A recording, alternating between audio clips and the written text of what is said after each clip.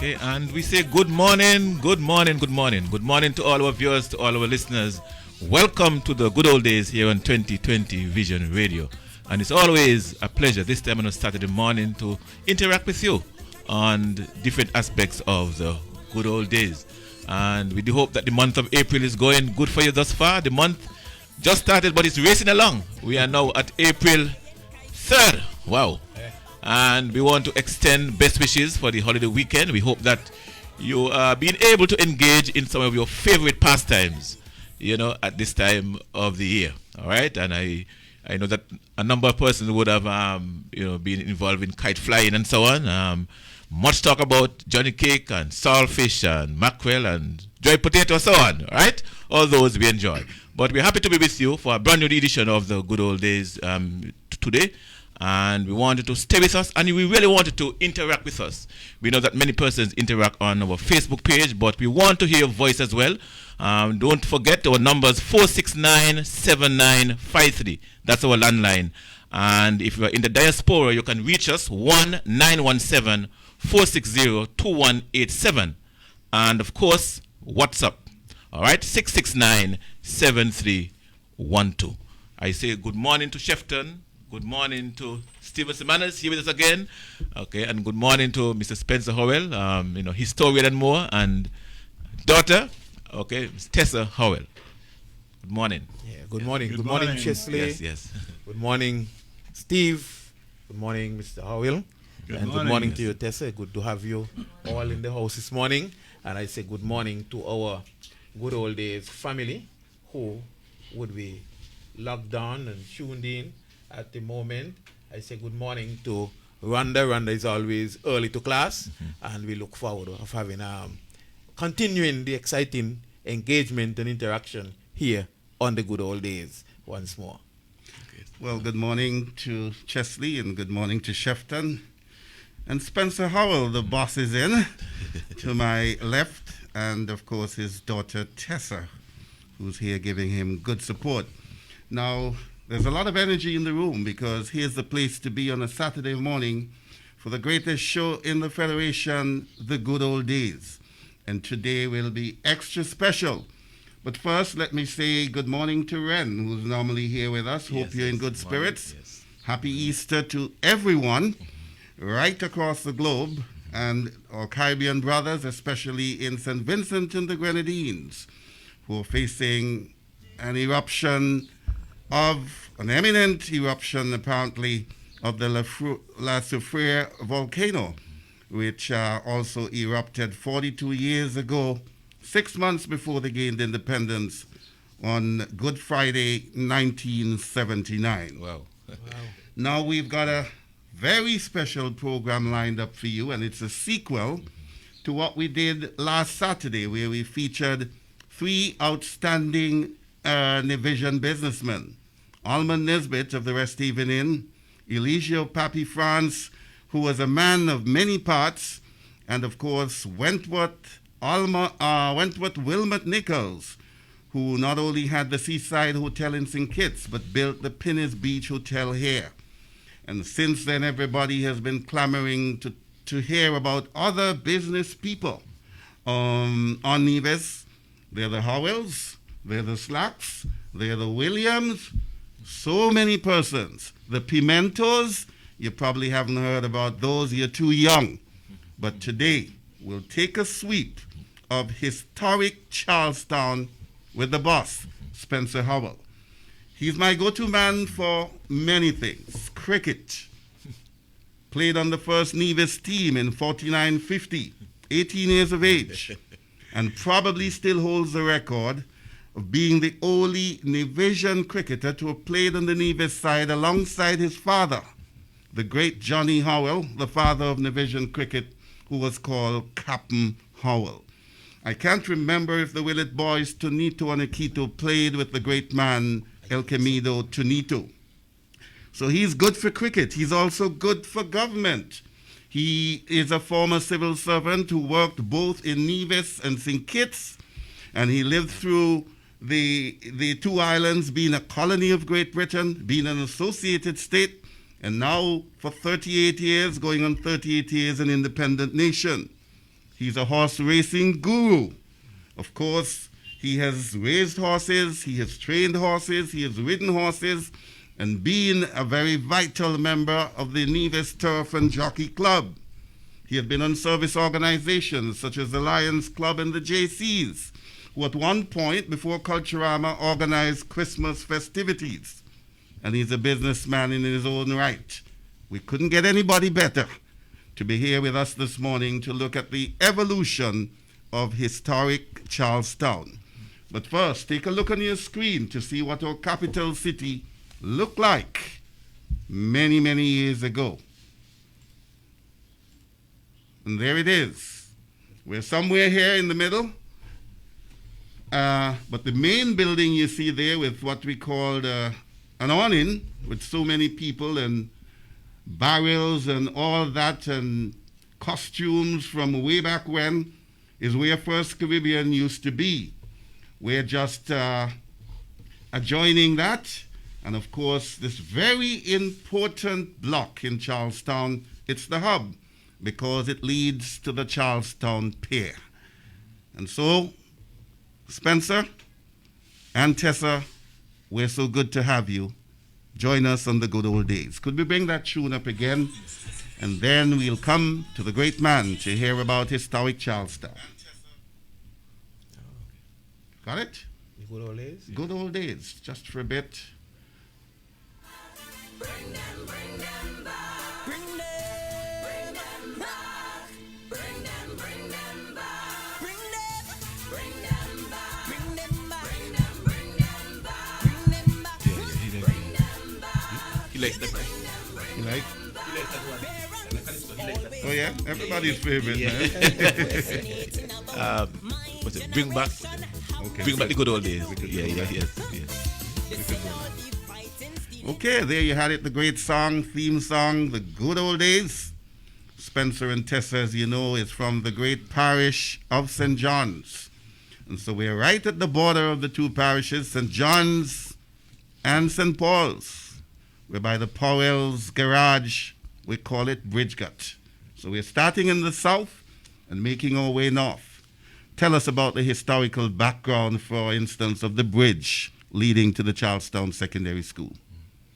First of all, I need to put a little tip to my introduction to say that it's been a little while since I've been around Charlestown, almost 100 years ago. Actually, I'm 89 at this point in time.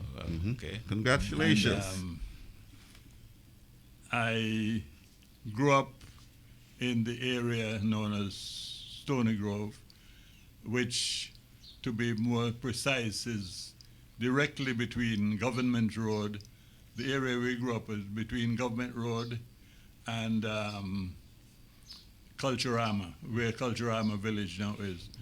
If anybody, those around us would know, a lot of people would know Boston Brown and where he lives, and that's where I was born and grew up.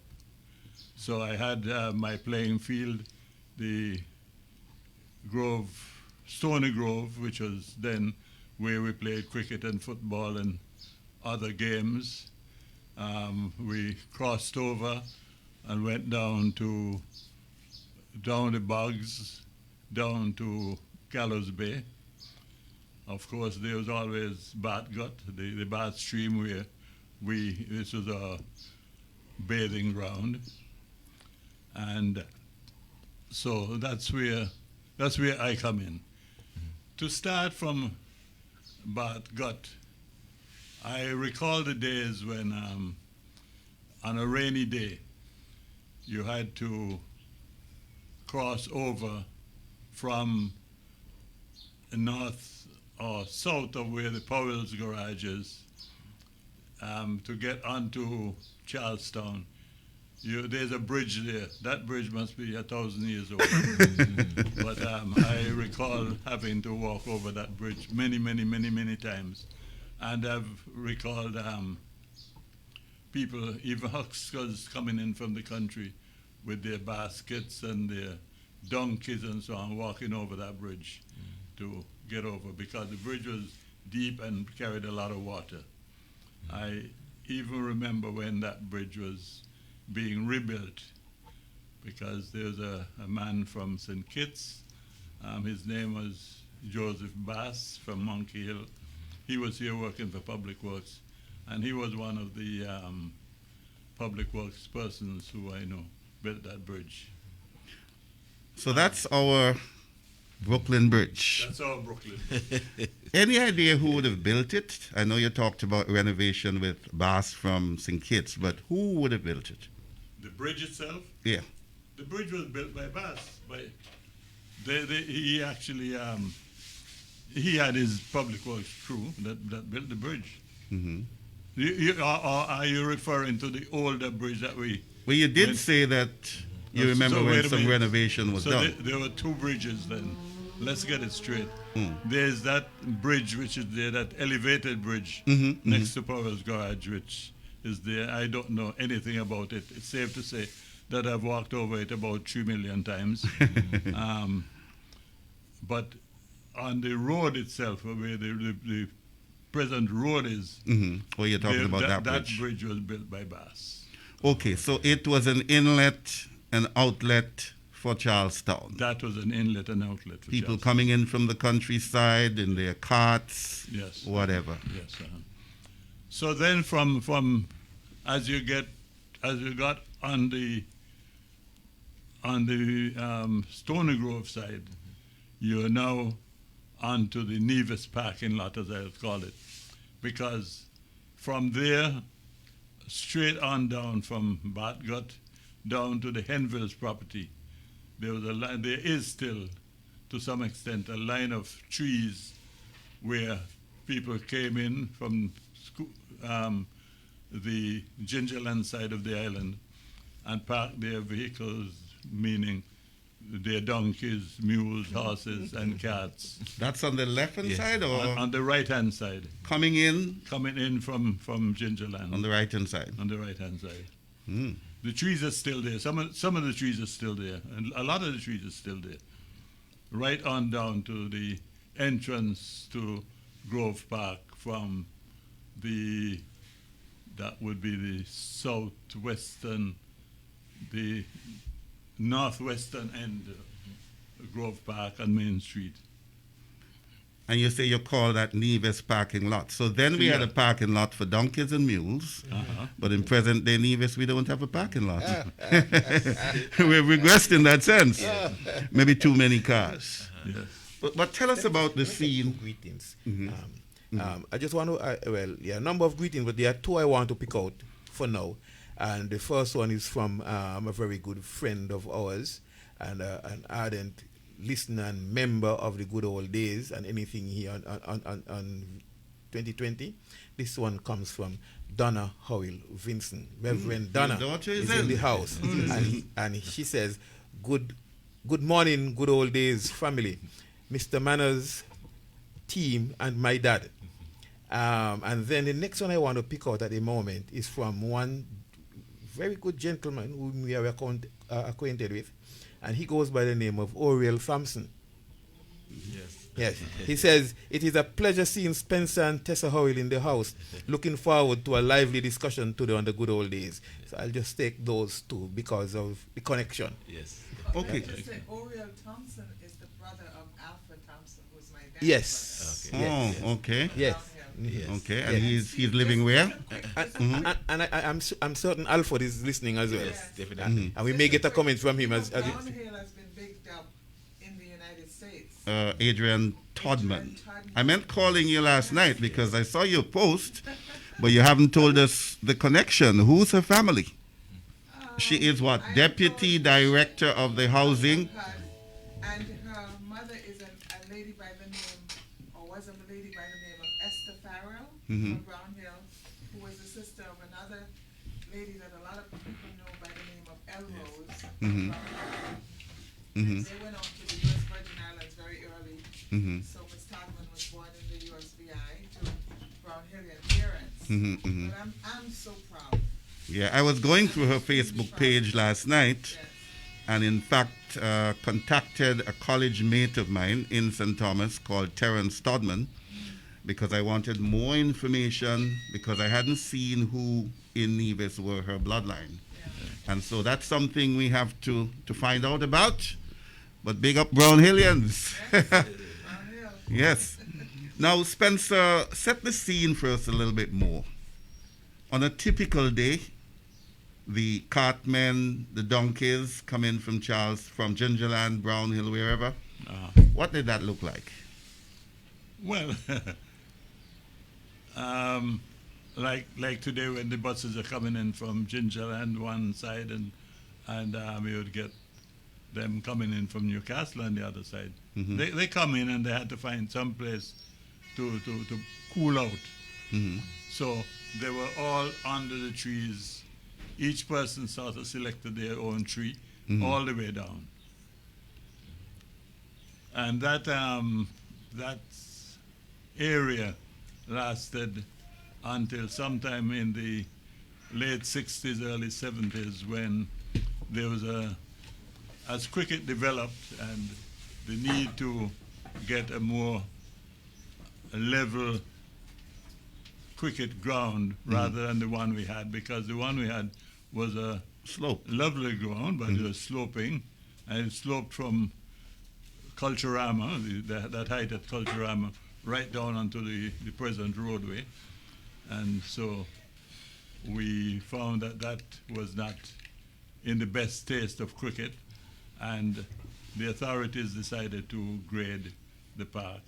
And there's a guy called Eldon Jones, a Nevision, a young Nevision who had just come back from university, and he was given the task of leveling the park. And so he had to get rid of some of the trees, but a lot of the trees are still there. And of course, the level has come up now so that you cannot see in the park anymore. A gentleman who used to frequent the park, a mechanic guy called Feller, he told me the story of how it sloped all the way down to the road. Yes. That happened in 1967, and he said before that the park was filled with Mosambo trees. And of course, I still don't know what a Mosambo tree is. You don't? I don't. You'll have to. You never picked hog meat then, and bushfire. Small animals. I thought he said trees. Okay. No, Mosambo is a bush. It's a bush. A bush. Oh, he must have said Mosambo weed then. Okay, so I'll have to find some up in the Gingerland area. I haven't seen one for a long time, but I know what a Mosambo is. Okay, so that renovation took place, or upgrade took place in 1967, and that's why where the Keith Atherton Academy is, Cricket Academy, it's on a higher level. Yes. But it sloped all the way down to the road, and as you said, you could stay in the road and watch cricket. Yeah. And of course, since that upgrade in 1967, cricket has never been the same since. The 1968 Livingston Sargent became the first Leeward Islander to make 100 against a touring team, the MCC at St. John's Antigua, 127. And of course, 1969, that incident in Antigua. And then in 71, we won the championship for the second time since 1955. And then, of course, El Camino Willett in 1973. So that worked very well for Nevis cricket. Now, what about the other side of Grove Park? What was there? The other side of Grove Park was the everybody still know it as the Bogs. There's that V-shaped section there as you come in from Bartgut, where the road comes down along Main Road until it branches off to go to Bad Village. At that point, there used to be a road where most of us in the Charlestown area used, because there was a small village down there known as Boggs Village, and the people would go down to through Boggs to get down to the beach and to the fishing bay and so on. But also, it was the first Nevis, what do you call it now? City dump. City dump. Yes, that was down in the Bogs for a long time. What is different about the bogs? It has almost seemed like a forbidden area, and we used to hear stories that if you go there, you'd be sucked in. It seems as if the soil there has a different texture. I've heard those stories. I've seen an animal being, shall I say, submerged, and some people had to come quickly, a cow, to pull it out. And there's talk about people disappearing in there, but I can't substantiate this. But it was a wet, boggy area. It was the area where they grew a lot of sugar cane and a lot of coconuts. So, and that went from that end of town, going towards Bat Village, right down to the courthouse. All that area there, from the main street down to the sea. That area is known as the Bogs. And it was a bit of a bird sanctuary. As a matter of fact, just this week, Obi, Everton Powell, posted a picture of a duck sighting down in the Bogs. Ducks we haven't seen around here for a long, long time. No, I have not seen a duck there for a long time. What I know is that it was a sanctuary for, it was a fish sanctuary because the pond, there were two ponds. The Bath Stream Pond, which was, we all knew it as a big pond. We used to go there to fish. And in fact, that's where I learned to swim, in that big pond. Then as you come maybe a third the way down towards Charlestown, there was a second pond which gathered the water that came from Charlestown, from a big section of Charlestown, from the hospital all the way down. And I recall, and we've had big laughs about this after, as we grew up, we would go in there to swim, realizing that in the good old days, the water from the Alexandra Hospital came all the way through a drain down Government Road. And you had this, shall I say, stinking water, sorefoot water, all kind of water, coming down the drain and landing in the small pond, little pond we called it. But a lot of us used to go in there to swim. And with boys, as you're swimming and fooling around, you're going to duck each other. And you're bound to drink some water. Wow. So we All drank some stinking water. all drank some stinking water. Okay, all But I right. believe that preserved a lot of us. Yes, you're right. Shafton, I know you're busy on your phone, but remind our viewers and listeners that they can join us at any time for clarification. And Walter, who's just joined us, and Chesley, I know you're there sitting in awe of the stories emanating from the mouth of our great historian. Yes. Jump in, ask him Yes. questions. That's why he's here. Yes. Yes, I would just want to remind our good old days family out there that you can join the conversation.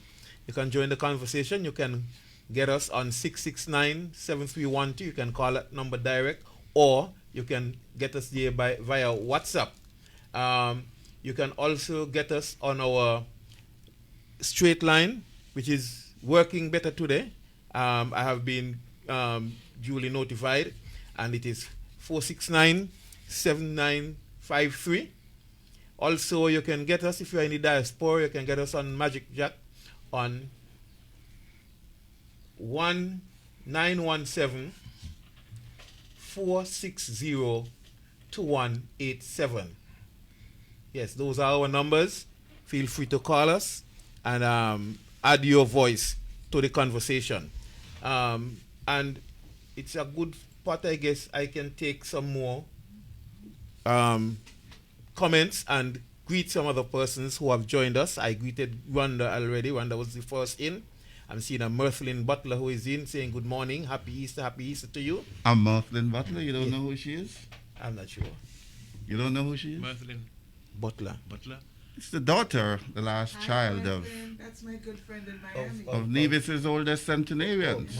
Madeleine Brown. Mary Brown. Family Okay, Brown. now- Yes. his butler. Okay. I didn't know about the Butler. Yes, She told me 2 days ago she was going to join us. So Okay. nice Okay. seeing you, Yeah. Mirthlin. Okay. Wonderful. Merlin, pardon me for not recognizing you. You must I- know your ginger like pea. I didn't know that your Yes. handle. I did not know your handle had changed. And So you know, the her mother, as you know, she makes the best sugar cakes, conky Yeah. tarts. Mobby, You Oh, yeah. benefited and from that. Mobby as well. And Oh, Mobby. yeah. Oh, yeah. let me tell you, those persons in that age category, once they produce something and give you, I mean, you know, it's You top good. class. Yes, yes. You good. It's top class. I Yes. can tell you something that I share with a lot of people. She would always call me at night, especially when I first came back to Nevis, and we would have our little chats. Mhm. And she would say to me, just use some Vicks, man. Or if I talk about pain or anything like that, rub your foot and put on your socks. Mhm. It'll make you sleep good. And until this day, I still rub my feet at night and put on my socks. Okay. sleep well. Okay. Mary Yes, Mem yes. Brown is a treasure, man. That's Beautiful wisdom. lady. Yes, yeah. Yeah. Okay, I'm seeing Jennifer Fobbs. Jam Fobbs is in saying good morning. He say all, especially to my relatives. And I did greet Reverend Donna already. Iona Doe is in saying good morning all. And she was calling for Adele and Vanessa. I know Adele came in at some point, you know, I saw her name. Sharon is in saying, howdy partners, a happy Easter to all. Happy Easter to you as well. Piola Hanley is in saying good morning all. And at that time she was waiting for her history lesson. Say, waiting for my history lesson. But the lesson has started. And Adele is in saying good morning teachers and Mr. Manners. And we have and Adele, you would notice we have Mr. Howell and along with his daughter Tessa in, and Hi, Adele. and Walter has joined us as well. Oriel Thompson. Oriel Thompson, yes, I did share that one. Adele saying good morning, or I'm greeting her mother, which is Iona. Rhonda says happy Easter. Yes, that one is for Yeah, Adele. Pedro Baldwin Yes. is there as well. Huh? Pedro Baldwin. Yes. Mhm. Yes. Let me see. Adele says, good morning to Mr. Howell. My grandfather and his father were very good friends. Okay, great. I was going to say that Okay. to Adele and Iona. Thank you so much. I always heard the stories of how your dad was like my grandfather's companion in his latter years, and he was very, very good to him. And thank you guys so much. Indeed. Pedro Bardwell, he said, me jingers are peeping. There you go. Melissa Pemberton is in. Good morning, Melissa. And she says, good morning and happy Easter to everyone. Teresa Brown Paris is in. And she's saying, good morning from country. That is Pennsylvania. Pennsylvania, Or Philadelphia, one of those. Yeah. PA. PA. That is true. Teresa says, is that Tessa Howell and her dad? Yes, they are. You have good eyesight. Paulette is in. Paulette Hanley from Bath. Paulette is in. Good morning, Paulette. And she's calling for Sylvester. I guess once he has the time, he will join. Colleen June Howell Emmanuel. Anybody know that name? She said good morning. Good morning, Colleen. Good to have you as part of the team this morning. Deacon Oral Jeffers is saying hi. He said hi, Tessa. Hi, Yes, Orel. yes. Elvis Webb says, good morning, teachers and guests. I'm on, but at work, so I'll just be listening. Okay, understood. Sharon says, he says, What's that? he says, Tessa's mic is low, so Oh, you gotta boost Tessa's mic. let's see if that. Okay, but Yes. Tessa, The Spencer Howard. Okay, go ahead. Good morning. Okay. Good morning. Yeah. where were the ponds located, and was one called Hospital Pond or something like that? Maybe it was called Hospital Pond Pond because because that's where the pond came all the way down Government Road, come into the back of where, shall I say, where Felt Daniel's business place is, through that road there, along Main Street under that. There's a big drain there, and that goes down Crosses to over the back where of the Chinese courthouse, is. Okay. Yes. and that follows down into. So where you all used to swim, where the position is, where you all used to swim and so.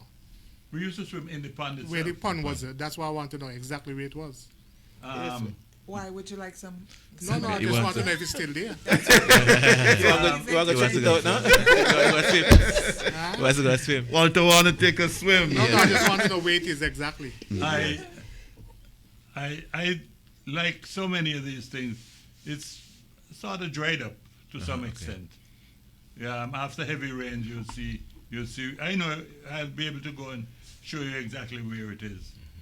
Because It's behind the courthouses. the area? behind the. Well, I think you it's have to- natural if the water comes down Yeah, Government straight, it Road goes and straight goes down. past the Chinese down. restaurant, that the pond is somewhere In the between area. there and the water. In the And the general water. area. But you don't have that much water coming down now. So it was deep enough for swimming at that back in the day. Yes.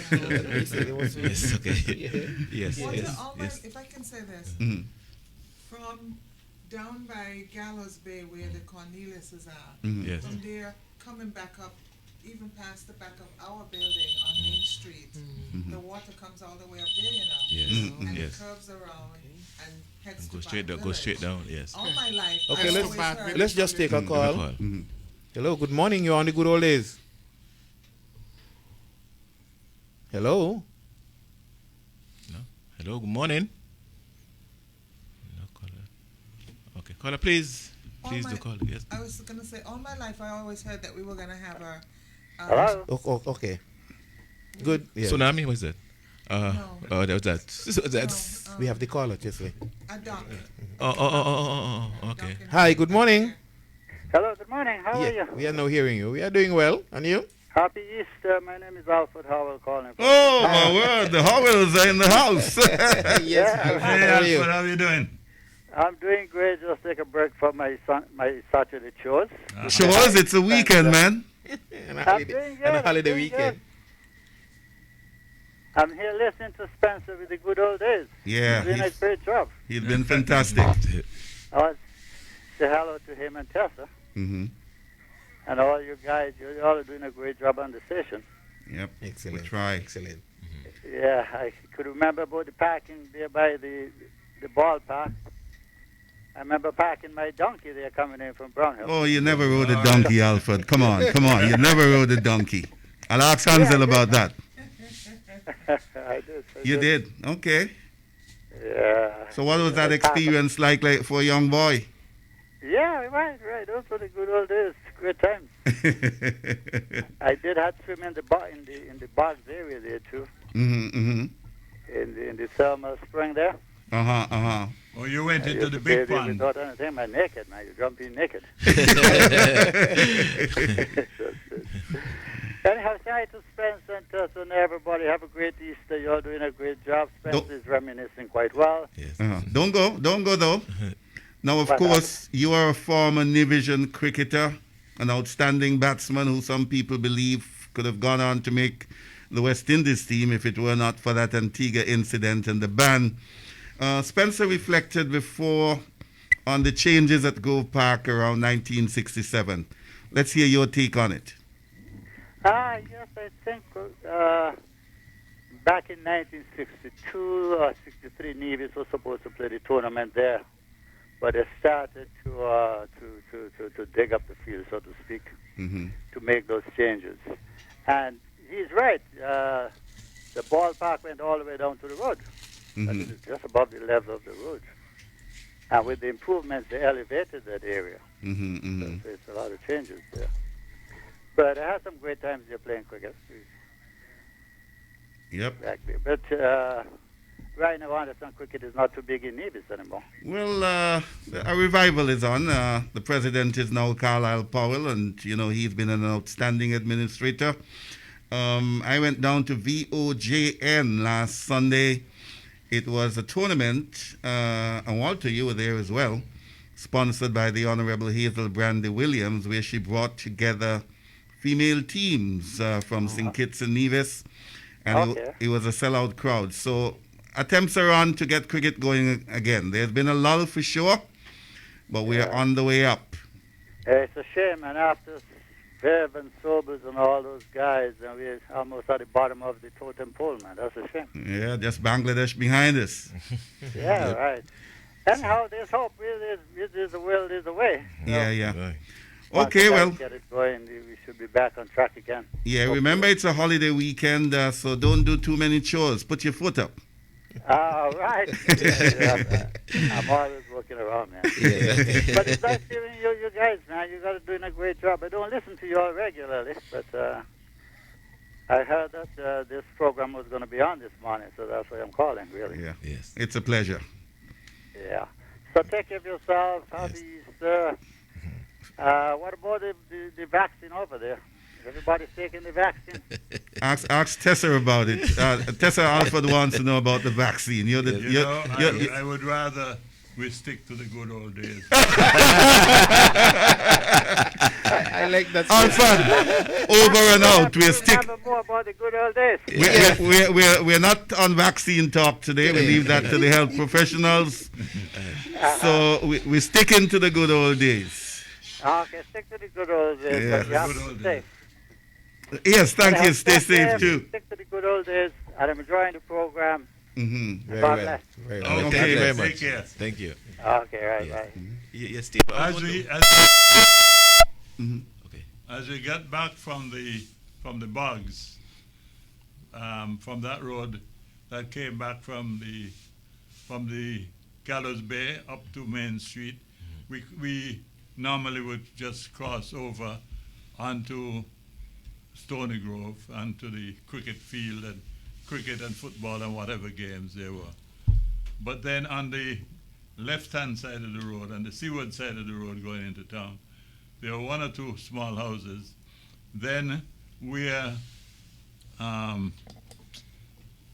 what's his name? Swanee's T-shirt business place. Yeah. places. That's the first, I recall it to be the first Seventh-day Adventist. Seventh-day Church. Adventist church location on Nevis. I remember it because I spent a lot of time in the park, in the pavilion, and there was a man from Church Ground, his name was Williams, who was very, very involved with the Seventh-day Adventist church, and he would come up to the park where I was and talk to me about the Seventh-day Adventist church, and I'd go down and visit with him from time to time. Then there was the Hobson building. Then there was a Miss Mintus. She had a bakery. Then, as you recall, there at that point where the entrance goes into the park, between the Henvilles building and the park, there's that gullyway there. That's where her building came to an end, and there was that drain. And that drain also took a lot of water from the park area down to the bogs. And so the bogs actually had, beside the two ponds, there was a lot of water that came into the bogs, which would have been runoff water from the park. Well, as a matter of fact, Millicent and Jackson John in St. Croix, and good morning, Millie, and good morning, Jasmine. She told me that after Pappy France left where the cultural complex is, the building was occupied by a Mr. Llewellyn, who came from St. Kitts to work for Public Works, and he in fact did the road to fix that water problem, because there was a lot of water going on to Main Street. Now, One of the yeah. things, can I just Yes. say something for clarification, especially to the younger divisions? My dad has made mention of the Henvilles building, and I'm not sure. I had for a minute there, I wasn't sure what he was. Well, talking about. actually, You're gonna get to that's that. where I was going to Okay, go let- to. let- all right, let- But let me Chesley clar- wanted to get in there. Let me clarify this whole thing there. You come from the park, from Stony Grove, which was now known as the El Camino Village Park and so on.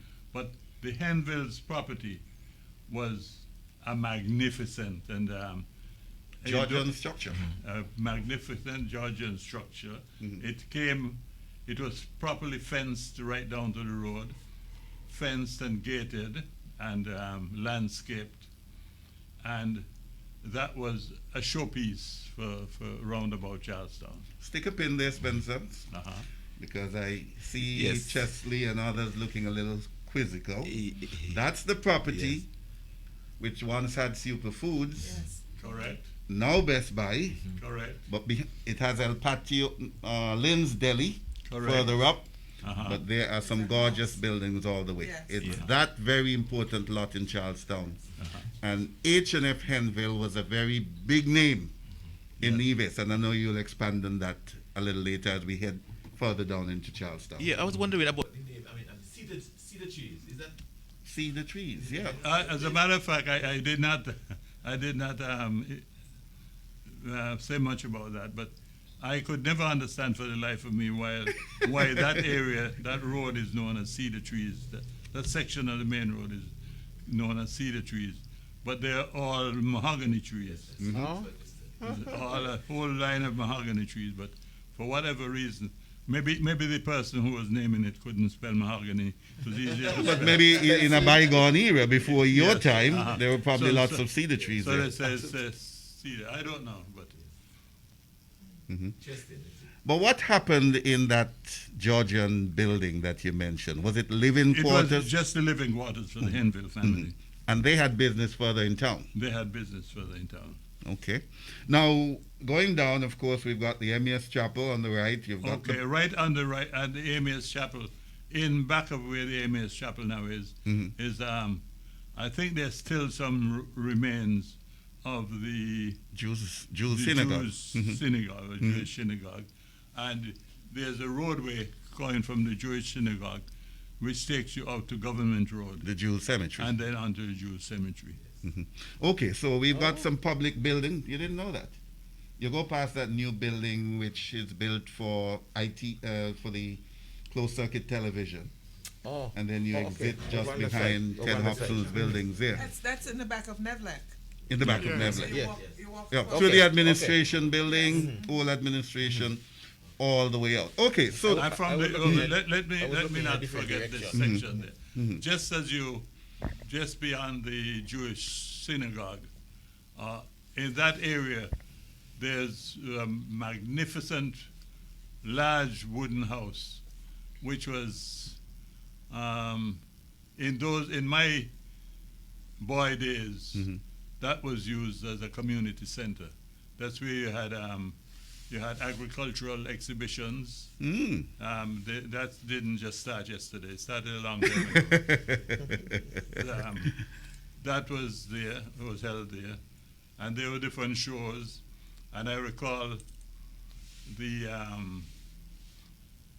when government took over Charlestown Secondary School in 1950. CSS opened in 1950, In 1949, 4950. 49, in 1948 to be exact, government took over Excelsior School from Helen Bridgewater. But she gave it up. She was old, retired, and government then took on secondary education, and that's where the secondary school was located for the first year and a half, and then it moved up until they finished the building of the now Charlestown Secondary School.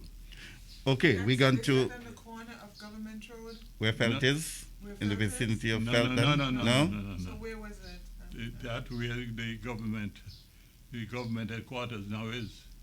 Oh, okay. On that side. Up in the In the, All in administration. the, yard, in the where yard. you- Administration building? in the Administration building. Oh, That Okay. used to be the Libert House. yes. Okay. Oh. Okay, guys, what we're going to do now is give Spencer an opportunity to catch his breath.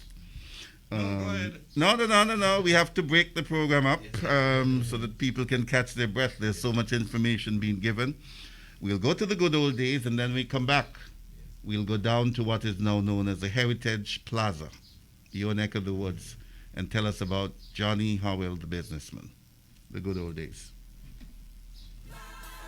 Bring them back. Bring them back.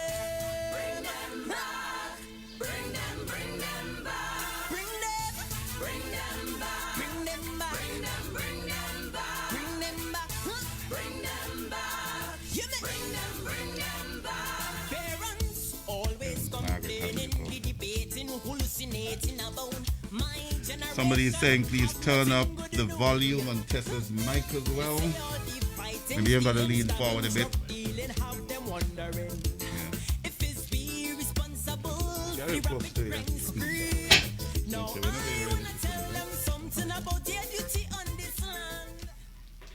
Okay. Yes, your question. Yes. Just before we have the question, let me just pick up a couple more greetings. I start with Margaret Hanley. She's a regular here. Good morning, Margaret. You know, it's always good to have you on. He said, good morning, my special Saturday morning friends. Happy blessed Easter to you and your families.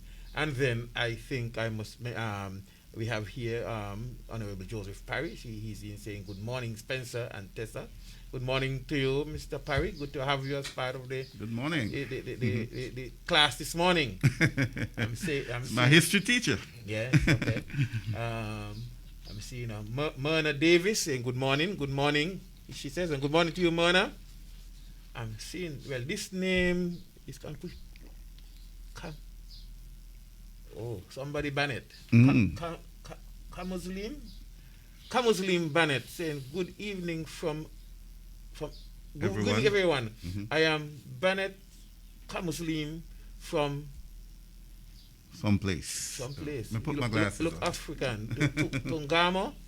Thanks for the program. Wow. In Tungamo. In Thanks Tungamo. for the program. So we're probably having people listening in Africa. Africa. That's very good. Very good. It's nice. It's nice to have you. It's nice to have you. And Mr. Parry saying again, good morning, guys. Jam Fobs, he said, that second pond was called Hospital Pond. Okay. Walter Clark. Walter Clark is listening. We also have Evan Jefferson saying good afternoon, good old days team. Easter blessings all. Rhonda Brown, Jetty Taylor, etc. Watching from Leicester, UK. Oh, Dillis. Dillis Nichols. Brown. Dillis Nichols Brown. He's saying good morning all. Happy Easter to you. Good morning to you, my dear sister. Paulette Hanley is in. Sylvester is saying good morning. Good morning, blessed morning to all, and he's greeting Paulette as well. Merlin is in Chesley. You're forgiven. You're forgiven for not knowing. Chesley, you are forgiven, he says. Paulette. Not Paulette, Merlin. Merlin, for not knowing that she's the daughter of Mary Mem Brown. She wasn't the one. Yes. Carol Hendrickson Brown Carol from Hendrickson Hull is in, yes. Another Gingerlander. Good morning, Carol. He's saying good morning. Great info for our younger minds. Is this being recorded for our archives? Well, everything here is recorded. All the programs on 2020 Vision are recorded, and we can visit them at our leisure. Jam Fobs is greeting. He says there was a cousin of ours from Bath Village called Buju Fobs, who was the watchman for the bogs. Buju Fobs. I knew him. Does Mr. Hurrell happen to know what his correct name might have been? I don't know what his name would have been, but everybody knew him as Buju Fobs. He was a short man, one of the better masquerade dancers you ever had in Nevis. I didn't know I didn't know Charlestown had good masquerade dancers. I thought it was Gingerland and Cotton Ground. Yeah. Cotton Ground came very, very far behind. Yeah. But Charlestown had equally as good, if not better, dance masquerades than Gingerland. I could tell you that much. Okay. But that's a subject for another time. Subject for another time. But he had two sons. I've heard the name a couple of times come up, but I know it's not the same person. John Fobs and oh God, I forget the name of the other son. But the other son was the noted. You remember I said that there were so many coconut trees in the bogs, and he was the noted climber. Okay, let's just take two more comments. Tessa, you are being recognized here, and the first person mentioned you is Ashburn. Ashburn Lebert is asking a question. He said, how Tessa come historian now? By association to her father. But Teresa Brown has answered the question. He said, Ashburn Lebert, yes, she's learned from her dad. Listen and learn. Yep. You know, if I could just interject Yes. here, I am old enough now to appreciate how much this information means. Perhaps if I were younger, it wouldn't have meant much. Yeah. But I listen to my dad. Sometimes I'm sitting with him at home, and he just goes on and on about this stuff, and I'm like, wow, you know.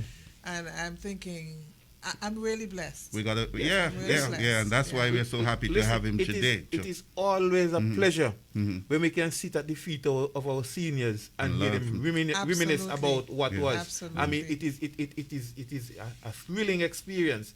And some of our many of our listeners who, to these programs, they have the same experience. I know. I remember in the first, what would you call the first iteration of the good old days, on Choice when it was around. I remember one Saturday morning I was doing a driving lesson with a youngster, and we were listening to the program, and when we interacted in the program, and the youngster said, "But Mr. Libert, it seemed like I really had a lot of fun." But I said, "Boy, those were the days." Those were the days. So they do enjoy it. Yes, they do enjoy it. So, Spencer, to your dad, Johnny Howell. Okay, we were talking Main Street coming down, so yes, as we come down, we come to the Libert House.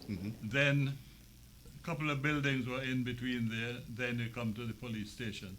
The other side of the road from the police station was the famous Ducky's Bar. That land belonged to the Howells. Incidentally, though, not Johnny Howell. This was the Howells family is an international name, because we did some research. I've got some relatives in Antigua. Apparently, the original Howells in the area came down from Somerset in England, landed in Antigua, and branched off to some of them branched off to St. Martin, because I did know a couple of them in St. Martin some years ago. But the family Howell name was very predominant in Antigua, and they came with them their trades. They were jewelers and they were pharmacists. And I did find a picture, and I hope that it can be resurrected somewhere, where there was a picture of the Howells building on Main Street across from the police station, marked Howells Jewelers and Pharmacists. But the Howells lived in that two-storied building right across. The buildings have changed considerably to what it is today. But the Howells, there were some 3 sisters of them, and they lived on the upper floor, and they operated the pharmacy. One sister was a pharmacist, and one brother was a dentist.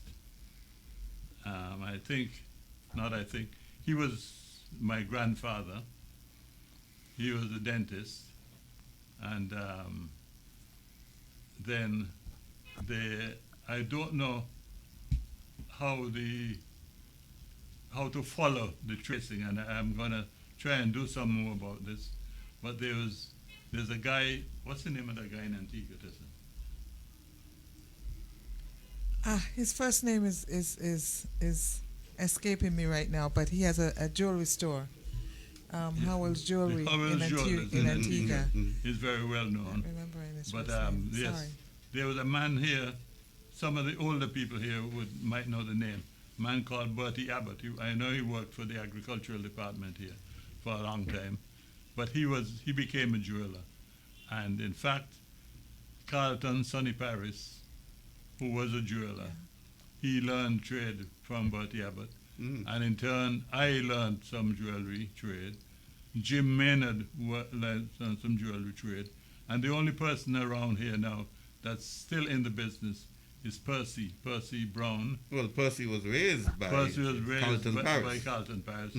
Carlton was his uncle, and so that's the direct line of the jewelry trade from way back in Somerset, England, if you think.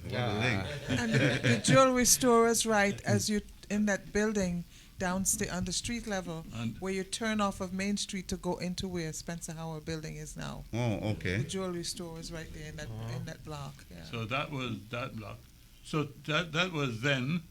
Today it's on the passing of my father. Over time, he bought the second building, which was the next building to where the jewelry store was. My father purchased that building from somebody or the other. That's where the Nagico building is now. Okay. And So in that building, that's where the family lived. That's where, because just let me go on a little bit from where we started, and we're jumping around a little bit, but I grew up in Grove Park area. Then over time, my father was recruited to be the manager of Pinny's Estate. So for a number of years we lived at Pinny's Estate. He was the manager of the estate. And when that estate was sold eventually to Mr. Wade from Montserrat, my father had by then bought the building in Charlestown. So he moved into Charlestown. And he, being a carpenter by trade, he went back into his trade and he set up the Howells hardware business, his lumber and hardware business along Main Street. So the Howells Arcade is now, or what was meant to be the Howells Arcade, would have been 3 buildings, or shall I say 2 buildings. The original Howell Sisters building, then the Johnny Howell building. Then there was some land on the back end of it towards the bogs, which was allocated to me, and that's where the Spencer Howell building was, or still is. In fact, it's very interesting because you talk to people now about land and how much land they want. Everybody wants to buy an acre of land and 2 acres of land and so on. I don't know how many people know the size, the actual square footage of an acre, but an acre of land is 43,560 square feet. And my building is one of the few, shall I say, 3-storied buildings in Charlestown. And that is built on a lot of land, less than 3,000 square feet. Can we take a quick step back? Dad may have forgotten this. Coming down from the Grove Park and the Superfoods area, on the opposite side of the street, there were a number of homes, and then where Best Buy originally was, there used to be a family there by the name of the Lieberts. Probably why they call it Liebert Yard. No, that wasn't Liebert Yard. No? Let me clear that up. As you came down, I mentioned Miss Mintus who had a bakery, and then you came further down. There was a lady named Emily Scarborough. She had a little cook shop there. That was one of the first cooking facilities I knew about Charlestown, because I recall going there for school lunches. Used to go there for school lunches. Then you come down, there was a man called Edgar Wallace. There was a man called Norman Liebert. Norman did a lot of baking and so on. Then there was a family right where the Best Buy is. That land used to belong, the property used to belong to a family called the Ropers. And then you come down to where the Howells property is. But Eulalie Williams built a home in the latter Right there, there. across from And Neblek. then Docky's Yeah. shop, and then we go down Main Street. One of the things, and by the way, Steve, I live in St. John's now, but I'm from St. Paul's. I was born right on Main Street. I was born at the hospital. Yeah, okay. Where my grandfather, the second building down, immediately across the street from the police station, where Wilma's, well, immediately across from there. That's where I was born. And my grandparents lived upstairs when I was a young girl, and my grandfather had his what do you call it? Carpentry shop under there. Yeah. And one of the things I recall, there was not a funeral home in Nevis back in those days. So if someone died early in the morning or late last night, the next day by about 12 noon, 1 o'clock, you would see the pickup come out, because you used to be able to drive under the upstairs of the building and go into the backyard. And you'll see the pickup come out with the coffin in it to go to wherever the dead was for the funeral, because usually funerals were same day. Yeah. You know. And so that's one of the things I recall very much about that part of Main Street. Yeah. A lot of people may not know this, but this story was told to me by Thelma Hunkins. The idea of a funeral home came out of the Christina disaster. So it was only after that we had Hunkins and Sons. Hunkins and Sons used to make coffins for Jenkins and St. Kitts. And then, of course, Elliot's funeral parlor came later. And then now you have Nevis Holy Funeral Home. But the Christina disaster is what spawned the funeral homes in Nevis. I want to take a skip and a jump, because Spencer mentioned something and I've always wanted to learn more about that. So we're going to go all the way down to Pinnis. How on earth did a man from Montserrat called Wally Wade come into possession of one of the best estates on Nevis? Tell us about Wally Wade. Let me answer the last part. It's not one of the best. It is the best property on the whole of Nevis, Pinnis Estate. Anyway, Wally Wade used to come to Nevis as a captain of a schooner. He lived in he was a Montserratan. He owned 2 schooners that I know of, the Morning Prince and the Evening Princess. What a name, what names. They used to come to Nevis to buy livestock. And he traded between Nevis and Guadeloupe, Barbados, and Trinidad. So he was always on the run between these islands. And he became friendly with my father, and he found out Pinnis at that time, when we lived there, was owned by the Kawajas in St. Kitts. And for whatever reason, they decided to sell. And my father, I've heard him say this, that he encouraged a lot of the business people in Nevis, different business people in Nevis, to purchase the estate, because then copra was becoming the big thing. And for those of you who may or may not know what copra is the hardened coconut shell inside part of the coconut, kernel, which is kernel of the coconut, which is used for all sorts of things. And so Mr. Wade came, and again, this is not common knowledge, but I happen to know. Mr. Wade got, you hear of, that's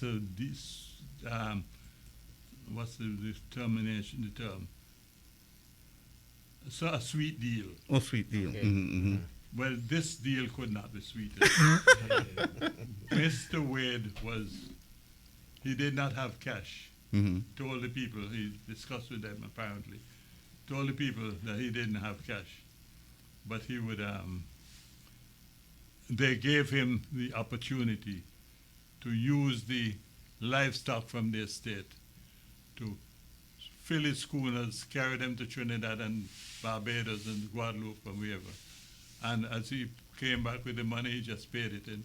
What a deal. What a deal.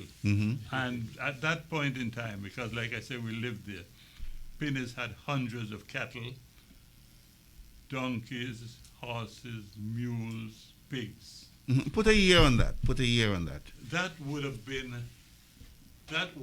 19... The 50s, 60s. The war ended in 1945. That would have been, that's the Second World War, that is, for the younger ones of you who don't know what world wars were. We know pandemics. That would have been around about the 40s. Yeah. And you're saying that your father encouraged businessmen in Nevis to come together, and I'm sure, as like now, they told him then that partnership is leaky ship. Well, they might have said things to that effect, but none of them took it on. And Wade bought it. And the next thing you knew is that Wade, I hate to say this, but you got to say what you got to say. Wade it was told that Wade Wade was unlettered. He could not read. Mm-hmm. So it was told. I know he could count. Money. Money. And he came to Nevis, bought Pinney's estate, and in those days too, Clark's estate and Belmont estate were all attached to Belmont. So he got, and Mount Travers, all of them were in the deal for Pinney's estate. 4 estates in one. How much did he pay? I don't recall that. I suppose we could find it. He was the also. same gentleman who owned the bugs as well. The The bugs. bugs, yes, and how he that no, he did not own the bugs. He owned a part of the bugs, a section, like over where Gager lives and so on over there. That section over there. So that Mr. Wade would be the grandfather of the young man that owns the water The water, company? yes. Gary? Gary. Yeah. Oh. Okay, I always wanted to know more about Wally Wade. Now let's come back up into town and below the Howells building, Hulls. You're related, right? The Yes. Hulls and Howells? Yes. Oh, by Well, your wife? by my wife. Mm-hmm. My wife, I'm told that the Hulls building was given to my wife's mother by her godparents. Some people who must have had some money, of course, and they lived here. And so that's how the Hull got into that building. Which specific building are you speaking of? Town Mother's building along the... Daddy Hill had the grocery Yes, store? Okay. Shamaka, yes, it was. Yes. Mm-hmm. The Shabbat. So- Shamaka was. Yes. Was. Right in Was. front of Yes. Fel Daniel. Moved, moved. That area right in Yes. front of Fel. Okay, of course, we've got the Nevis Public Library and another building which has always interested me. I think we have a lovely picture of it. It's where Digicel is now. No, Digicel has moved. They've moved Water to... department is Water Department moved in there last Correct. Friday. The crush. And during the Christina story, we did something on it. I think that would be the building, that's the new building, but right where that is located, a very fine wooden building, which was a crèche. I heard a long time, but after Christina, a lot of people, Thelma Paris, who was just 9 months old when Christina sank, and she lost her mother, who was about 50 years of age. She basically grew up there. Tell us about that building where the water department across from the Nevis Public Library is. I knew it as a crèche. When I knew it as a boy, there's a family who lived there, or who lived in a part of the building. It was a 2-story building, and there was a man called what's his name? He's a policeman from Dominica who came here, and his family lived there. I forget his name. That name escapes me now. But he lived there, and the son. You remember having said that there's only one jeweler, but the son had a small jewelry business there. That's all I know about the crèche. I don't know much more about it. All right, let's jump down then to the... Steve, just before you get to the crèche, where Myrna Walwyn's building is now, when there's a baker family. There's a Reverend Baker. He was I think he was in the Vision, but he lived abroad and came back and he built. Well, I'm reading that book at the moment. I presented it last Saturday. It's called The Boss of Brooklyn. The Boss of Brooklyn. His father, reading through that book, lived right there. I think he was a minister. Yes. And I think he ran a bookstore as well. He ran a bookstore. Or something like that. And I remember my wife Lorna telling me that that she worked for him on Saturdays. She went and worked in the bookstore. That was her first job. So and that gave her love for reading and that sort of thing. Yes, but that was the baker's home. Baker's home. Was that Baker family connected to the famous judge from Nevis? I don't know. Constance Baker Motley. Baker. As I said, I'm reading that book at the moment. Reference is made to Constance Baker Motley, but they're not sure whether they're connected. But that Baker family was you're absolutely right. He had returned from Brooklyn.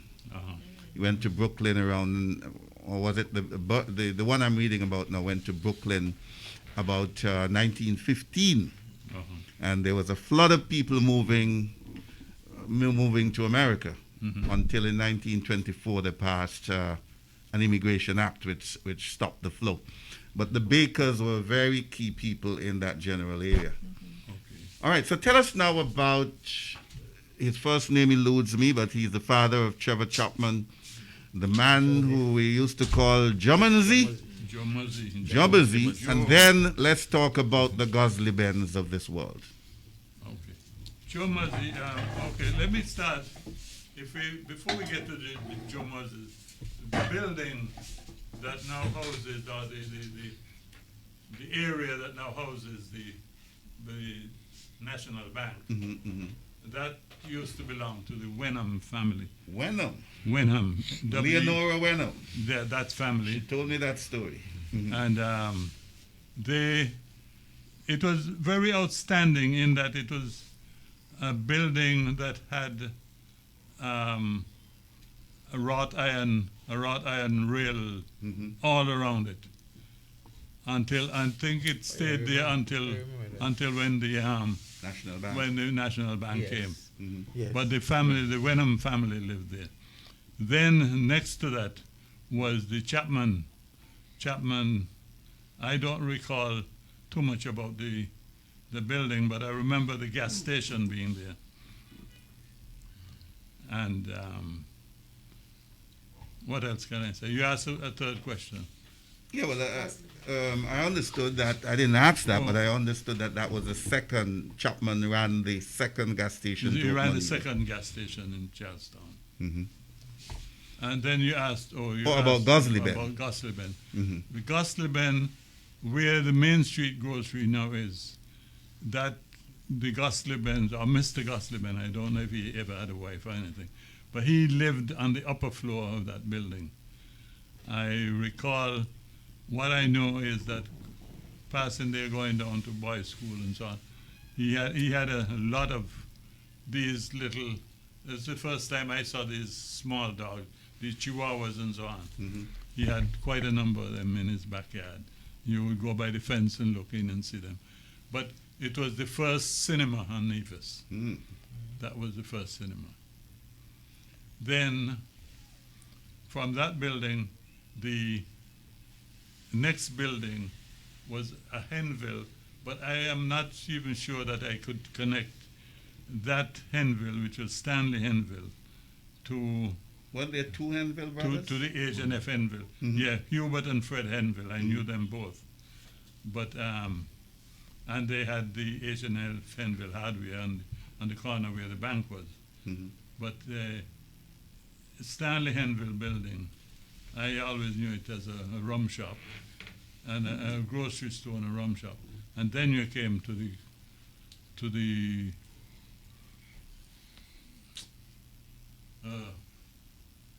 then the Treasury building. And from the Treasury building would be the post office. And the upper floor of the post office was the telephone department. From the telephone department, the next building where the Bank of Nevis is, or part of the Bank of Nevis is now, that used to belong to the Archibald family. What used to happen there? It was a family business. It was like a courtyard business, because I recall the last of the family who lived there, or the last two, Murray Archibald, she had a store right where adjoining the post office on the main street.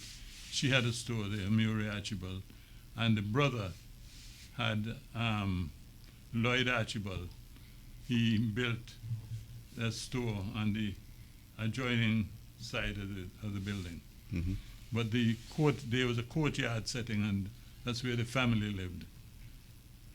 And there was different brothers. There was Roland Archibald, who some of you may or may not know him, ended up at Saddle Hill. And then Marley Archibald lived in St. Kitts. And Benson Archibald lived in St. Kitts. This was a big family. And then you come to the Longstone building, which is a magnificent building, still standing. It's now owned by TDC. The story on that building that I heard, here was a story again of a man that I understand was unlettered, but he worked hard and he accumulated some money. He had 6 children, and he bought an estate for each child. Each one of his children had an estate round about Charlestown. Now, tell us a little bit more about this man, Gosleben. Where was he from? And I understand that he took 2 young men, Almond Nesbitt and Williams, Edmund Williams under his wing, and they eventually became businessmen in their own right. Well, I'm told, I knew him by sight. I never had any dealings with him or anything. I was a small boy, but he was, I was told that he was German. But he came to Nevis. I don't know how and why and so on he came to Nevis. But I knew his business as being next to H&F Enville. And as we've discussed off and on there, it's H&F Enville on the corner, then Gosleben, then H.F. Wilde and Company, then the Scotch House. The Scotch House is where Arthur Evelyn's drugstore now is. And as a matter of fact, the book I'm reading refers to the DeGrasse family. The DeGrasse family owned the Scotch House. The DeGrasse family owned. They were French. Okay. Mm-hmm. The DeGrasse family owned the Scotch House, and the next to the Scotch House, that's the missing link. The next to the Scotch House, the DeGrasse family, the lady was my wife's mother's godmother, and that's where she got that property from. Mm-hmm. The DeGrasse family was the next family, where that building, which is now, what they have there, a shoe store or something there? That's where Mikey Slack's building is. Shoe Magic. Shoe Magic Mhm. or whatever it's called. No? No. Not there? No. You're talking about Sports the building zone? right before you get to Scotiabank. Before you get Sports to zone. Sports zone. It used to be Shoe Sports Magic. zone. Yeah, okay, That yeah. building, that was, I knew that as a vacant lot. And there was a division, his name was, he was from Cotton Ground anyway. And Archibald. Austin Archibald. Austin Archibald. Mm-hmm. He was in division, he went to Bermuda, apparently did very well. He came back, and this was the days when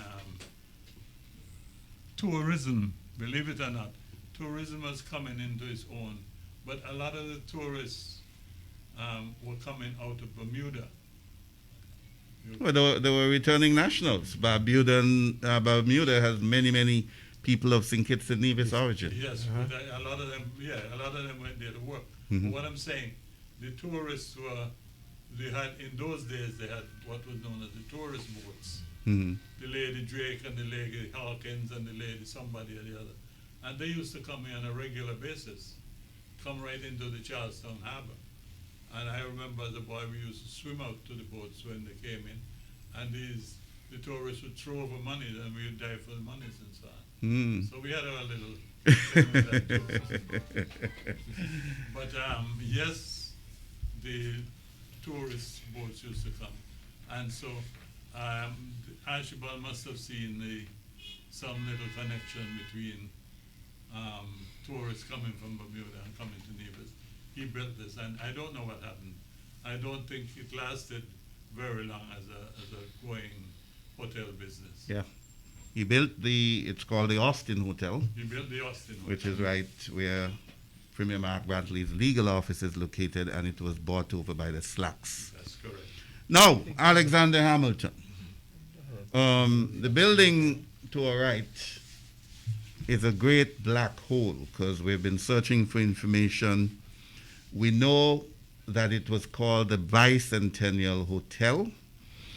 The 200th anniversary of I think you had a picture on the screen here with Pappy France's car there. And it was built to commemorate the 200th anniversary of Alexander Hamilton, who was born just down the road. This is where Evelyn's drugstore is right now? No. So which building are we speaking of?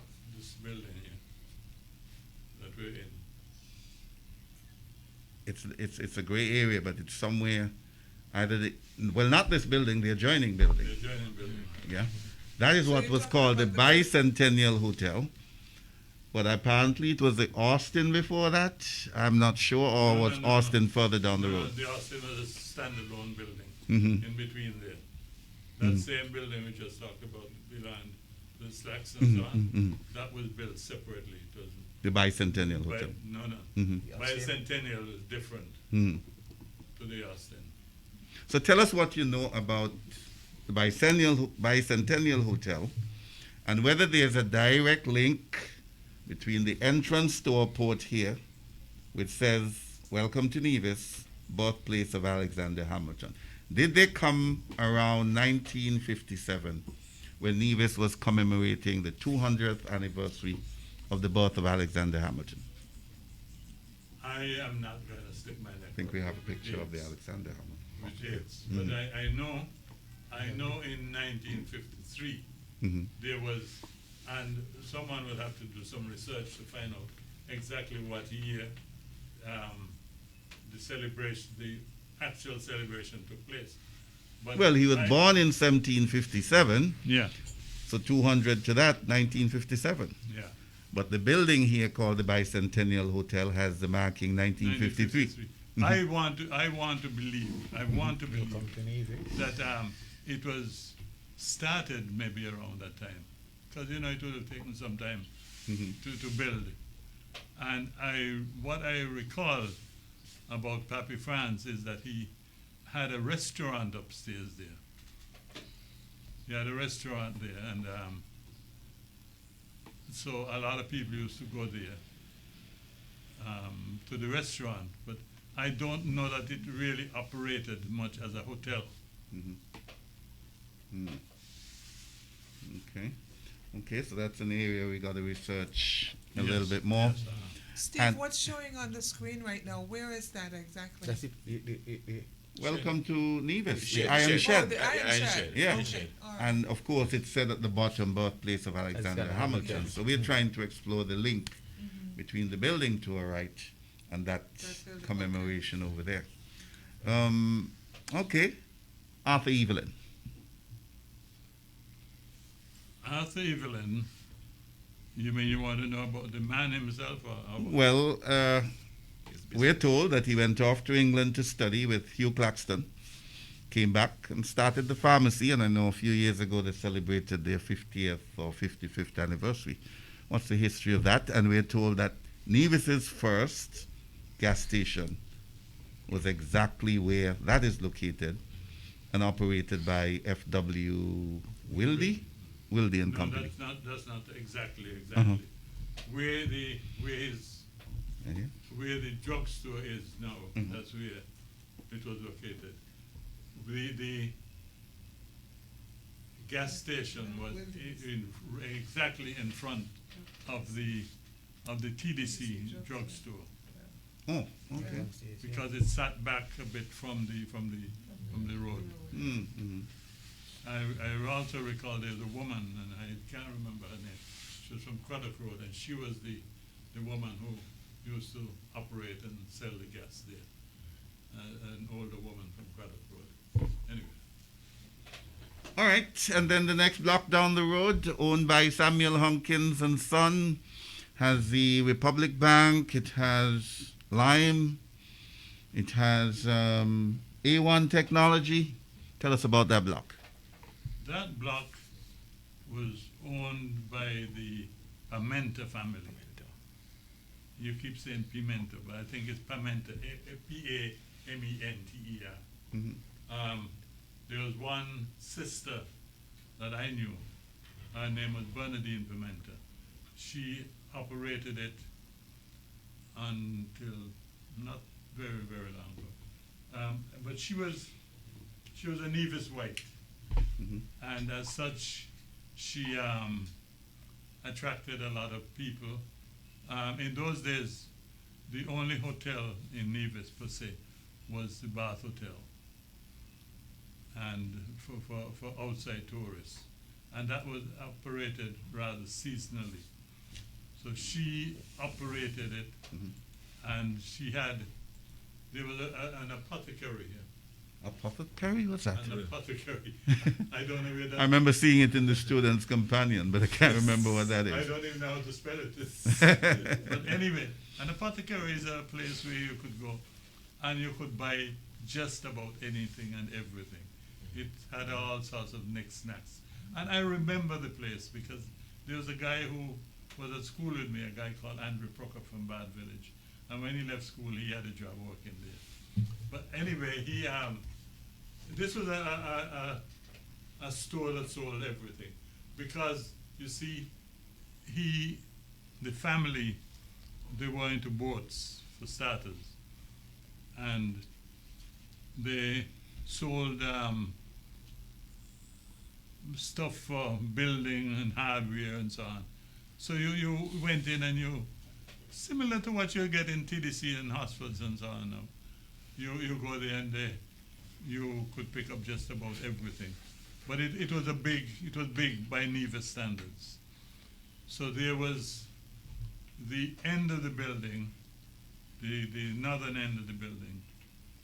That's where the family lived. Miss Pimenta had a sister who was married to a man called Tom Elliott. Tom Elliott was a white man who came from England to work for Public Works. And he got married to Miss Pimenta's sister, so he lived there. They had 2 children. They were, I remember them, Bernard Elliott and Carmen Elliott. And they went to school here for a bit. They went to Miss Bridgewater School, and then they both went off to Trinidad to live. But when Tom Elliott stayed on Nevis, and when he retired from government, he was around here at the time when the Nevis Cooperative Bank was being started, and he was one of the directors. And that would have been in 1954, when Nevis Bank was started. And then he, I suppose, assisted Bernadine Pimenta in developing the business there. And so there was the guest house part of the business, there was the apothecary, and then on the southern side, near the alley, that was known as the Rookery Nook. We got it on the screen. Nevis's favorite watering hole. Nevis's favorite watering hole. Tell us what went on there. Yes, Tell us about the watering hole. You must have had quite a few there. No, because I was too young for that. I did go in. But it was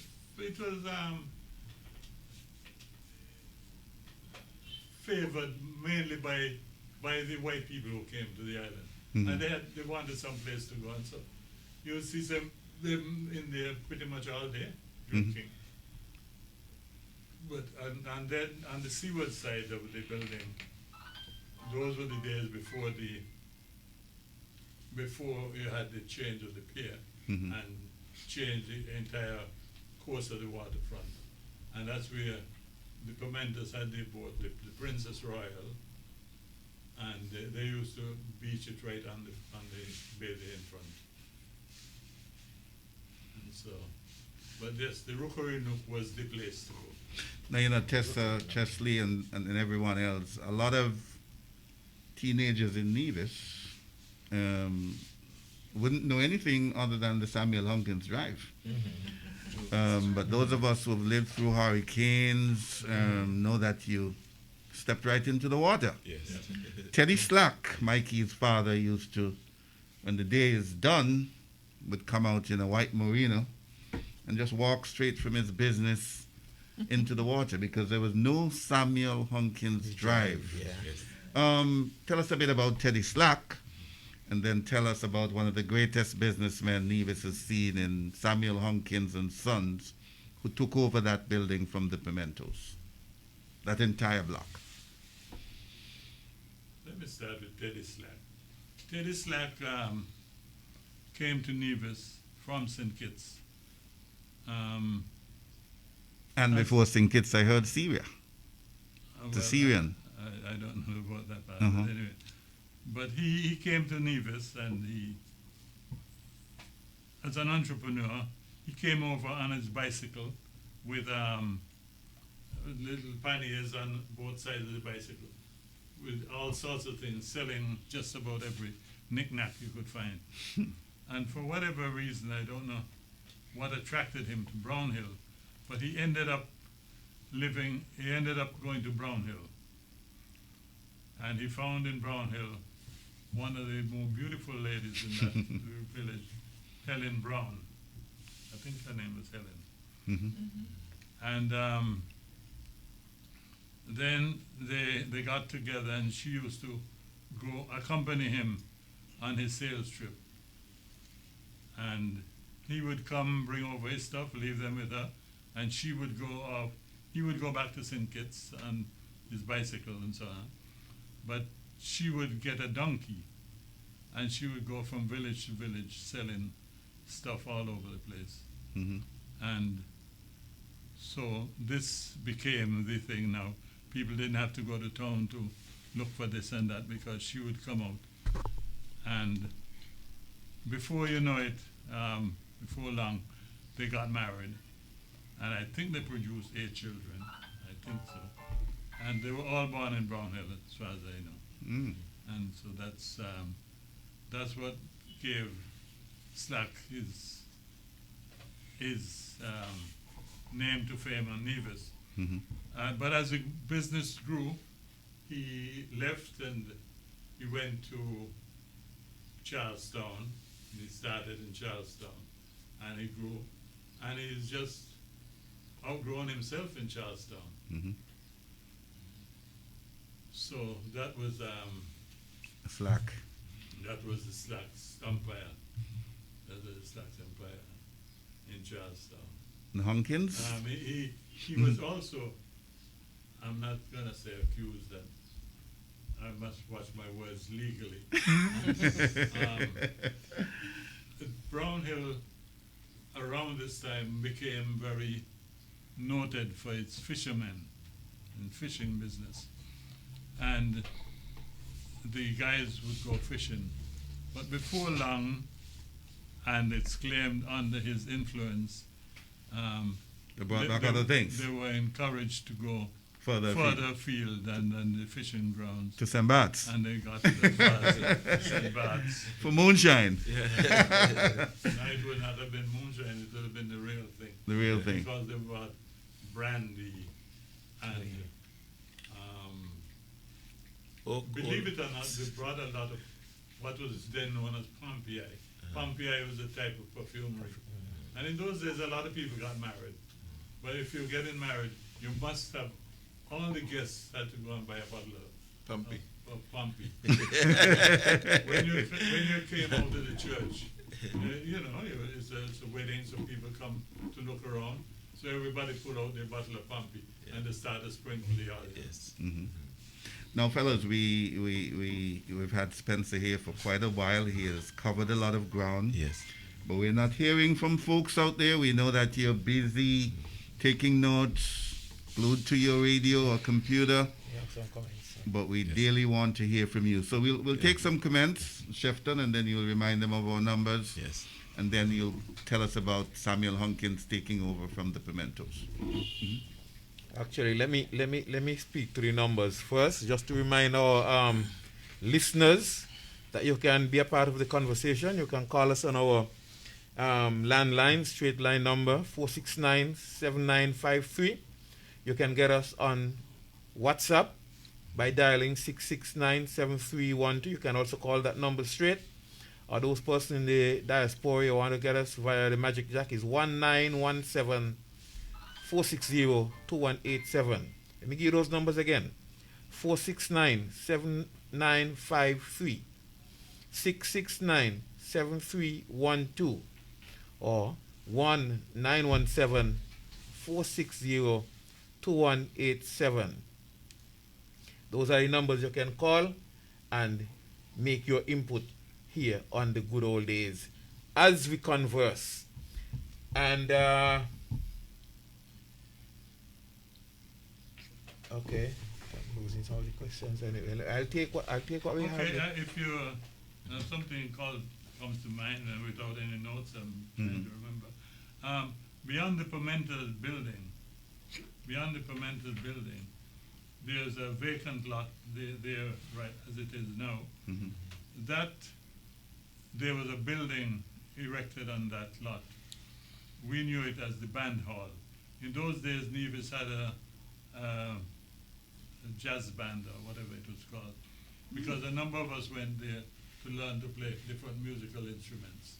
We used to, that was the band hall we would go to practice, and on the ground floor was the lunchroom. In those days, and now there again it goes back to World War II, when food was kind of in scarce supply. So, but I don't know who organized it, but you would go with your penny or your tuppence, I don't remember what the amount was, and you bought your lunch in the lunchroom there. So that was the place to go for lunch. All the school children from the boys' school and the girls' school, and even adults would go there for lunch. And then one day at school, there was this knocking of the bell, only to find out there was a fire in Charlestown, and that building was burnt completely to the ground. So all the instruments and so were lost? All the instruments were lost. All the food, things and everything was lost. So they thought it was arson or something? I don't know. I don't know what it was, but that was that.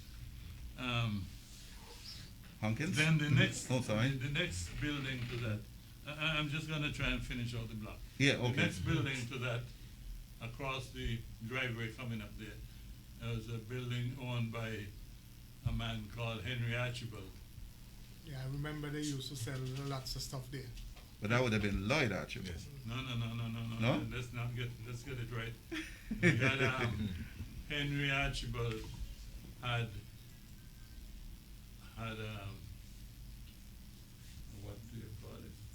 He used to manufacture. He had a little manufacturing drinks plant. In the basement, it was maybe the only place in Charlestown that I knew of that had a basement. And that in that basement, he used to make soft drinks. So you used to go there to Something purchase like cola? soft drinks. Like- Cola. Buy cola. Henry Archibald cola. That was before James Brooks, or? That was before James Yes, it was in our time, yeah. It was before James Brooks. So you had Henry Archibald cola. And after Henry Archibald, then you came to what was then known as the Iron Bridge, a beautifully carved iron bridge, which collected all that water that came down from Ramsbury and so on, down to the sea. I could never understand for the life of me why that bridge was taken down, but it was taken down and it was taken down. Nobody even know where the ruins are. But then you come to the Hamilton House, and that was a family house. And the people that I recall living there. Well, the Trott family. Amber Trott. They lived at the Hamilton House. Yeah. She was of Nevis parentage, but I think Trott was a Bermudan. And I'm saying all that about Bermuda to say that there was a Bermudan connection, because you had the Trotts, the Austin Archibald, then something that a lot of people hardly know about, a hotel being built, a hotel called Lady Pease. Lady Pease was a Bermudan wealthy woman, and she came to Nevis, fell in love with Nevis, bought some land just beyond Bath Village, and decided to build a hotel over there. I recall, I know it because in those days we were still living at Grove Park, and I had to go. No, we were then living on Main Street, but I had to go over to where the Deepwater Harbor now is. Mhm. That's where my father and some other partners used to keep animals. So I had to go there every morning to milk. And there was Mr. Hunkins, and this is where Hunkins comes in. Hunkins was working for a man called Masters. Masters was a Bermudan who this woman, Lady Pease, sent down here to build this hotel. But he recruited Hunkins. And in those days, there was one taxi stand, if you could call it that. A man called Johnny Watley had a taxi stand. And you'd see these two men driving over to the job site every morning. I would be coming back from my milking, and they would be coming over to build this hotel. And the hotel got up to first floor. Nobody ever saw Lady Pease, so the money must have been coming. But she decided to come to visit. When she came, she took one look at the property, turned around, closed it down, and went back. That was the end of the property. The problem being that the property was facing the mountain, and she wanted the property to be facing the sea. And she just closed the job down, and that was that. And that property stayed there for a long time, and it was demolished, and you know.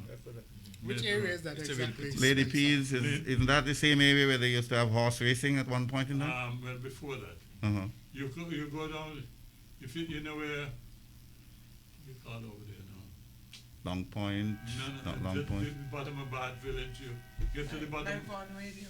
you pass Vaughan Radio, you got to Conch Shell? Conch Shell, you pass Conch Shell, you go over the gutter, because that's all washed out again now. Like you're going towards the lighthouse If area. you're going to Lighthouse, that was the main road all the way over there. Mhm. And you go past Conch Shell, and you go over to Lady Pease. Mhm. And that's where Lady Pease was. Guys, believe it or not, it's 11:30. Spencer and Tessa promised us 2 It's all right. hours. Yes. It's interesting enough for me to stay, if you all want me to stay. Okay, I'll tell you what. Yes, yes. Yeah, Shefton. Yes. I'm just saying, I mean, something to remind us of the Oh, what the waterfront looked like. waterfront, Um, yes. Okay. When we had rough seas, the water Steve, came all the I way. was hearing a story Uh-huh. just recently about out here along, for those who are listening who don't know where we are actually located in a building overlooking the Charlestown Charlestown Pier Pier. and waterfront. and waterfront. Mhm. And I was told that the horses used to come along here Horses. and go under the But, pier. but here's a Am I horseman. saying it right Here's a there? horseman. That people used to be able to walk under. Well, we have a picture on the screen. We're not only walking on it, we actually had, this was one of the horse race tracks from Love Street, which was called the Crawl. There's an area down there known as the Crawl, up to Big Pond, which is at the end of Bath Village. And in those days, the pier was on stilts. So you actually rode under the pier. And you, Into the, but water was there. yes, you rode. Well, horses like water. They're always on the beach. So we rode under there and we raced from the crawl up to Over Bath. Bath villages. Tell us why that area of Low Street is called the Crawl. I don't know, but my little information tells me that the crawl was some Dutch word, but it shows something with a lot of stones and rocks and so. Mhm. So that's a very rocky area, because having gotten to, if we were to continue following Charlestown for a bit, and maybe we could finish this. You go down to Longstone, to Hamilton House, Mhm. and there's a fork in the road there. Mhm. You're either going up to the Anglican Church and going to Craddock Road and so on, or you continue down Low Street, which would have been parallel to the beach. Mhm, mhm. And so you go down there, and you go straight on down, and you go to the crawl on the one side, the cemetery on the other side, and the old hospital. Mhm. And that's where Charlestown came to an end. So an old hospital was actually down there? Yeah. That's why they call it old That's hospital where they road? call it the old hospital road. So you got to the old hospital road, and that was the end, because from there on, it now became Pinnis Estate. Mhm, mhm. Pinnis Estate was then, it was a crawl, and Pinnis Estate was in fact owned, as I said earlier, by the Kawajas. But this was before Mr. Wade's time, that Pinnis Estate was given, or some land, some of the 3/4 acre plot of land was given to some of the business people in Charlestown to set up a club, and then hence the Nevis Club. But that was the end of Charlestown. So you got down to there, and that was the end. And if you talk to anybody in that area now, they will tell you that that area down there is called Newcut, Hmm. because there was no road there going up. If you were going to Jessops and beyond, you had to walk below the along the crawl onto Pinnis Beach, and you go up to a certain point, and then that took you a little further away before you get to Jessops. Newcut So where Road. was the hospital actually, Spencer? Could you? The hospital, the gate post, part of the gate post is still there. You go down just before, the Nevis Club is demarcated with its own fencing. Mhm, So the hospital came right down to that fence. mhm, mhm. And So like where West Haven was there? that's part of the rest of was built on part of that. Oh, Yes, and also on the poorhouse, the original poorhouse. Yes, was close to the hospital then? yes. Okay. Now, Selkridge from Government Road, who we call English, who is in his 87th year, told me that part of the reason for that area being called the Crawl, that in those days, boats coming from St. Kitts, mostly lighters, could take up to 2 days, 3 days. And once they got off the West Haven area, they were becalmed, maybe because of the winds, the currents, whatever. And sometimes it was difficult for them to tack into the pier. And they would end up over there by the fort and all over Bath and all of that. Any knowledge of boats having a challenging time getting into the Charlestown roads then? Yes, and bringing that, I'm going to bring in this one. But the crawl, I don't see the Connection? connection though. I mean, I'm trying to find out why it was called the crawl. Why the name the crawl, as in connection with being becalmed? I don't know. Mm-hmm, I don't know. But to talk about the boats being becalmed and so on, I recall, and I was then a civil servant. This would have been in the early 50s. I went with a group one Thursday afternoon to St. Kitts because there was a rodeo being shown in St. Kitts. I don't know if most of you know what a rodeo is, but Has to do with horses, huh? yes, Mhm. this show. And this show had come into St. Kitts, and so we just went, a group of us decided, let's go to St. Kitts and see what it's all about. So we got on the Princess Royal, and they were mentioning that name again. And we went down to St. Kitts the afternoon. We left here around about 4 o'clock. Went, saw the show, and the decision was as soon as the show was over, we'd get back on the boat to get back to Nevis. We got on the boat, and as we got on the boat, and we pulled away from the pier, a beautiful breeze came down, and the boat started leaning on the side.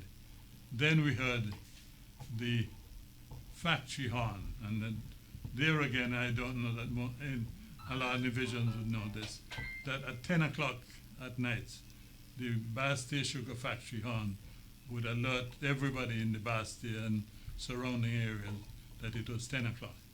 Very, very loud sound.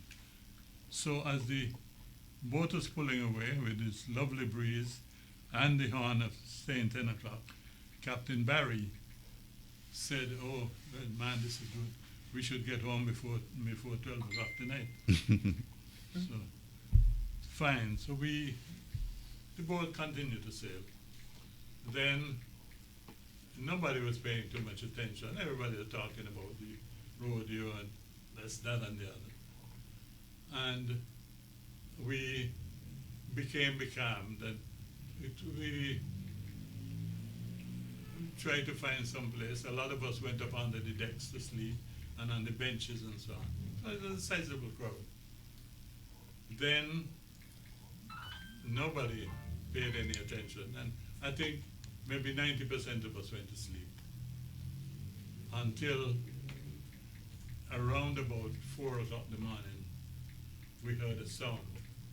It was the sound of a motor. You say 4 o'clock in the morning? 4 o'clock in the morning. 6 hours after. That's 6 hours after. Mm-hmm. Boy. 4 o'clock in the morning, we heard this sound, and so a couple of us got up and saw it. And we realized these were the early days of the outboard motors, and there were some guys from Nevis going fishing. And we started shouting out, and the boat came alongside. And I happened to have known a couple of the guys there were some guys from Cotton Ground who were going fishing. So I told them what was happening. I said, "But man, we be calmed over here. And some of us got to go to work tomorrow morning, this morning." So they decided, all right, I could carry a few of you in. I was one of the fortunate ones. About 6 or 8 of us got on the boat and came in somewhere in the Cotton Ground area. They dropped us off and they went back with their fishing. And this was round about Nags Head at that time at about 4 o'clock in the morning. And 4 or 5 o'clock. And I came in when we were fortunate, we got a ride. We started to walk and we got a ride on a truck which was coming into town. And I went home, got breakfast, got ready to change to go to work. And I was on my work at 8:30 or thereabouts. You were And working in Nevis or St. I was then working in Nevis. Oh, okay. I was then working in Nevis. I was then the welfare officer here. So my job was to go and pay poor relief and old age pension on a Friday morning, Mm. all around the island. So I got ready, went down to the treasury, got the money from the treasury, and got ready. So by the time I got everything ready, it was approximately 9 o'clock. I got in my car, and I drove around the waterfront. And lo and behold, the princess was still down Not coming here? by Nags Head. Wow. Come on. Princess was still down by Nags Head. Oh, Yeah. my. So there's nothing I could do. So I jumped in my car, did my rounds all around the island, and got back. I got back in town around about 3 o'clock or thereabouts. And drove around the pier to see, to know what's happening. And I got back around the pier in time to see, like somebody just mentioned, around the fort, they were tacking. The boat was just tacking from around the fort area, coming into the pier on Nevis, around 4 o'clock that afternoon. So you're talking about in the teen hours. Yeah. In the teen hours. Wow. That was normal, Did they Spencer? mention? Or that was... Well, it was normal for that day because it was 30-something hours for a 12-mile journey. And that was it. That was it. But I sailed on the sailing boats and I never remember them taking any long time. But because you didn't go on a lot of sailboats, you didn't I do went too on much. Sakara for sure.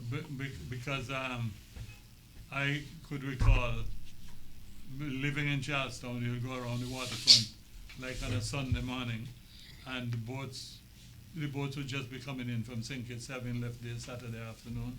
Because what happened, you see, a lot of the people who went down, the hustlers who went to St. Kitts to sell, they would decide, well, they're going to stay till the last minute to get everything sold out. Mhm. So sometimes they wait and the boats didn't leave there until dark, Yeah. and then they didn't get here. No. But that was it. That was unusual, but it happened. Those were the bad old days. Hey.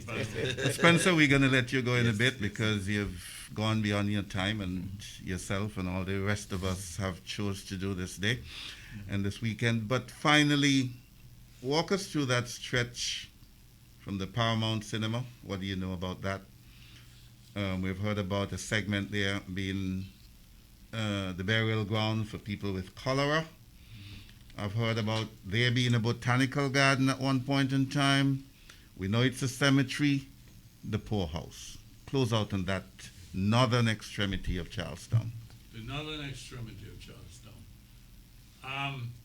I know about it because part of my duties as welfare officer, I had to look after a number of people who were repatriated from Santo Domingo. And for whatever was happening, that was a period when a lot of people were returning from Santo Domingo. And unfortunately, most of them came with a little sack bag over their shoulder, and that was their earthly possessions. And so the government of the day, they had a number of houses. There were, at one time, I know there were 12 little wooden houses. So I had to assist these people by finding a bed and something and getting them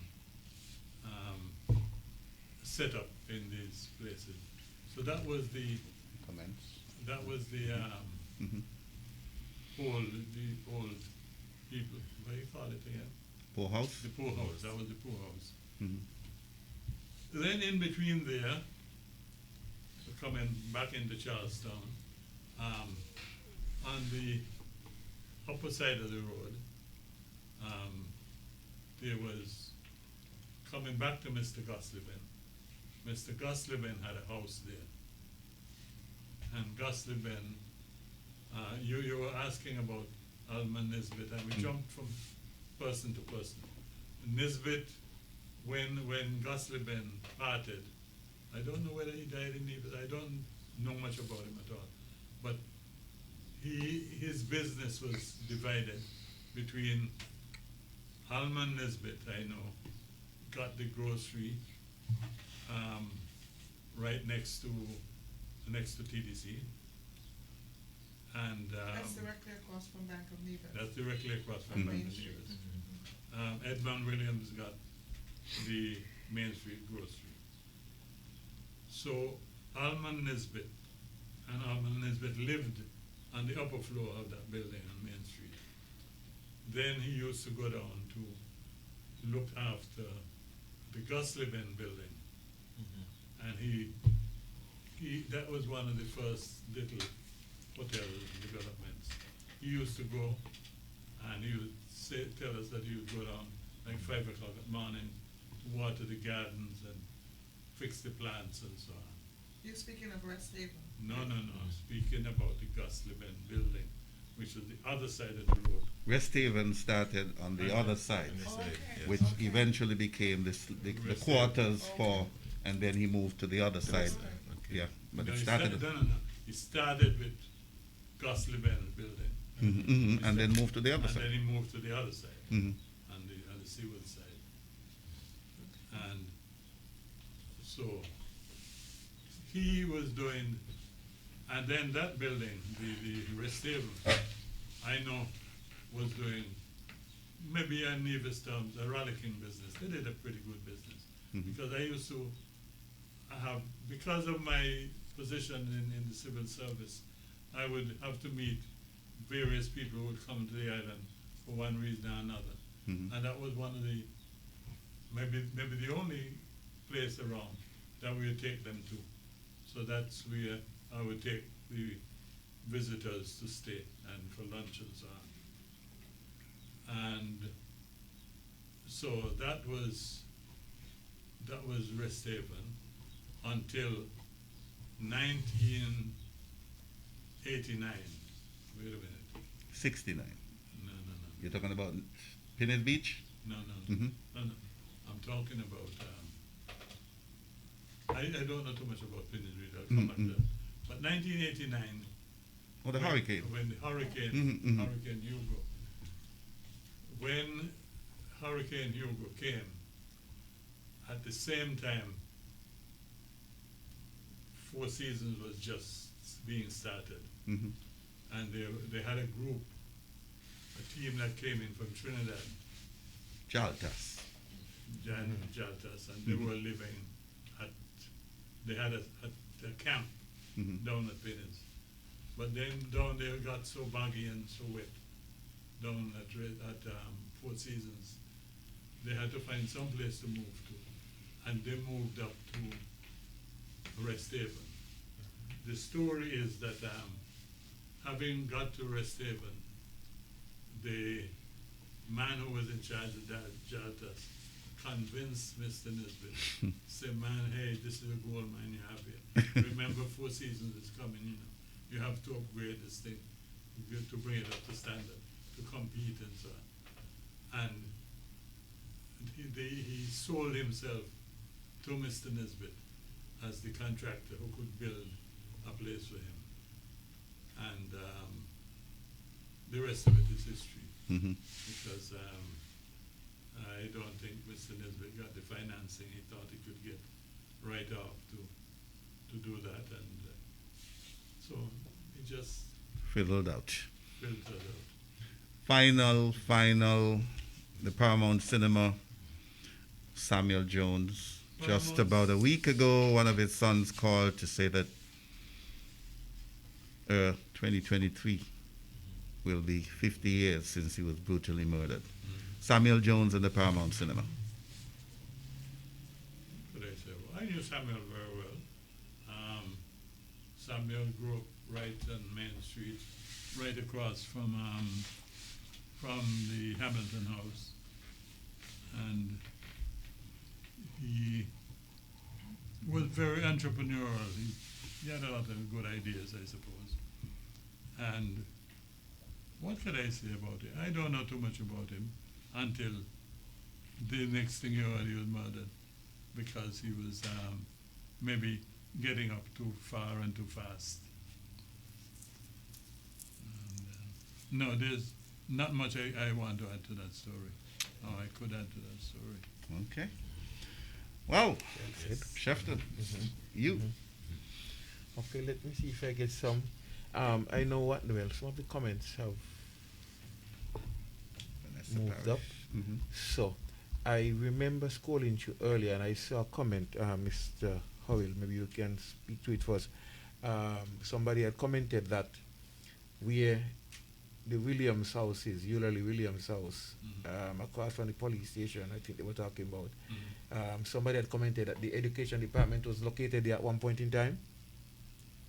Education department. I saw that in the comments. Well, usually Williams lived across from the police station, across from Nebley. Not that I Okay. I can't Okay, recall. great. let me take some of the comments today.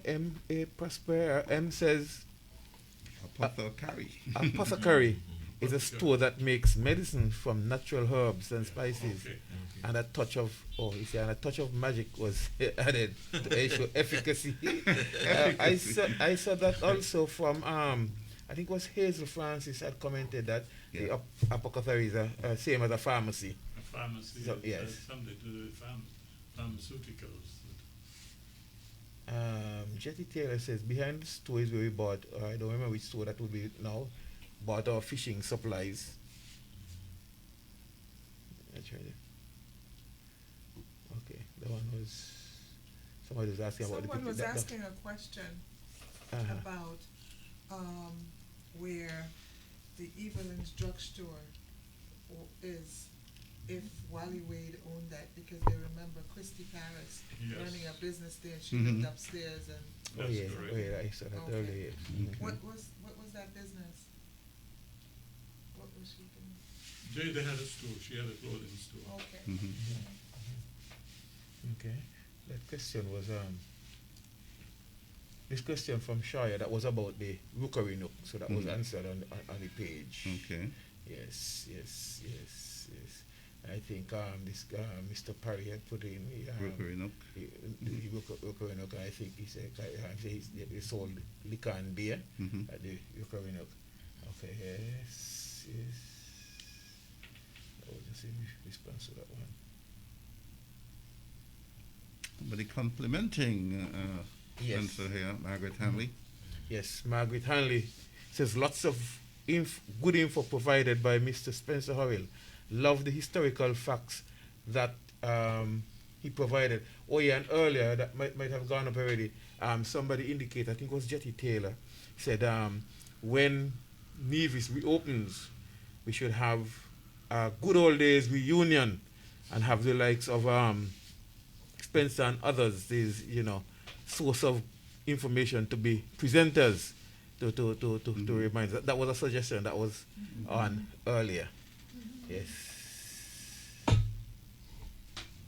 John Fowles says, like on my father, Prince Forbes, according to my dad, used to travel to St. Bart's to put it nicely. To put it nicely. He used to travel to St. Bart's. I see Hazel Francis making a comment here. Mhm. Perhaps when you do that reunion show, she would be a good voice to have on. Okay. She would know Yep. quite a bit of information. Always. Hazel. Hazel, good morning. I'm missing Mom's sauce on a Saturday, Hazel. I always talk about that. Yeah. Good old Charlestown. Yep. I would come into town, drive around by the market, pick up my Eulalie. sauce from Eulalie. Yules. And when I got back home, Mm-hmm. if I didn't bring the sauce quickly enough, my mom would say, Eulalie wasn't there today. Yes, okay. I think there's a question. Oh, Ashburn is asking when he's coming back. When will come back when he's Ready. all together well again to be Mhm. out and take on the stress. Right now he's enjoying the rest. Okay, I think this comment by Jamfob is in connection to the Rookery Nook. Remember the one says he used to sell liquor and beer, and so she's saying black people water hole was on the base. They buy and drink there in town. That's down by Harlem Down- area. yes, No, by yes. Mr. Lawrence. Mr. Lawrence, Yeah, Law. yeah. Mm-hmm. Okay, Dr. Ray Daniel is commenting here, and he says, I live not far from John, my classmate. Nice hearing his dad, who is a walking encyclopedia on Nevis on history. Nevis history. Great information as usual on the good old days. Excellent. Okay, I did turn up that. Okay. Vanessa Paris is in, greeting, saying hi there. Ermin Farrell says, please ask Mr. Howell for me if Wally Wade used to own that property, which is okay. The question, okay, that question was answered. Yes. Which Um, one is that? That's the About, The one about- Wally Wade and in the owning. business, Mhm. right where the drugstore used to be. Yeah. Mhm. So he got that from the Archibalds used to own that property. Mhm.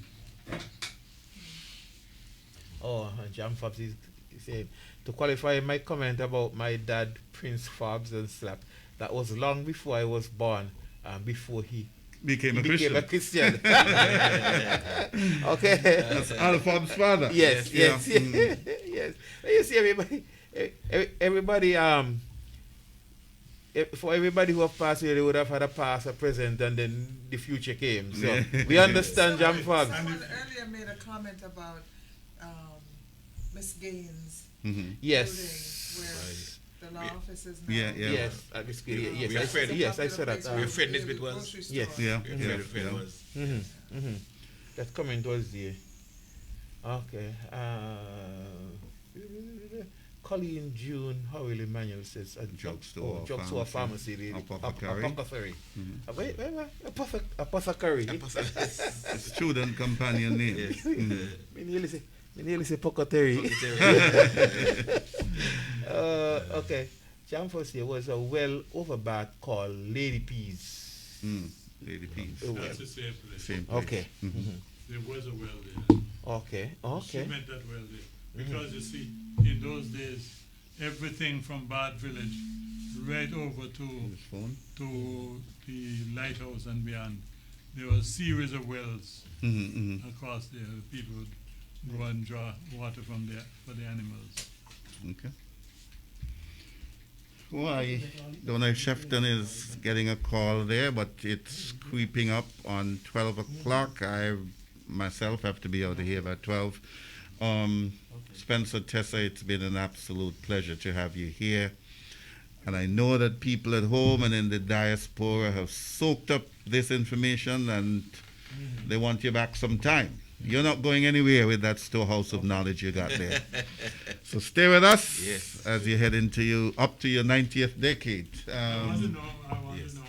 how much the records that you are keeping on these meetings. Because somebody asked the question, and I was telling Chesley I tried getting in last week and couldn't get in. As much as I tried, I could not get in on the phone. But somebody was saying that in a comment that they were related to somebody who went off to St. Vincent, who was married to the Prime Minister of St. Vincent. And I'd like to know who that person No, I is. think they said St. Lucia. You mean last week? John Compton. Yeah, I've been trying to research that myself, that John Compton was married to a Vision. No. No?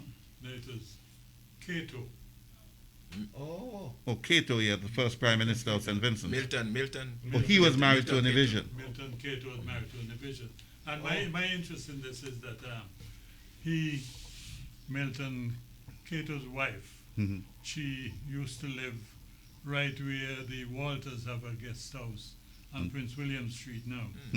That's where she lived there. Jappy's guest house. Okay. But she was my wife's, she was the godchild.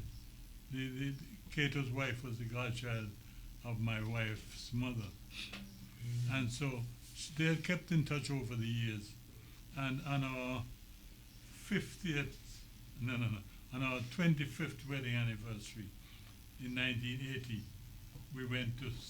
we did an island tour, Donna and I, pretty much hitting all the islands because we were destined to get to Trinidad for Carnival.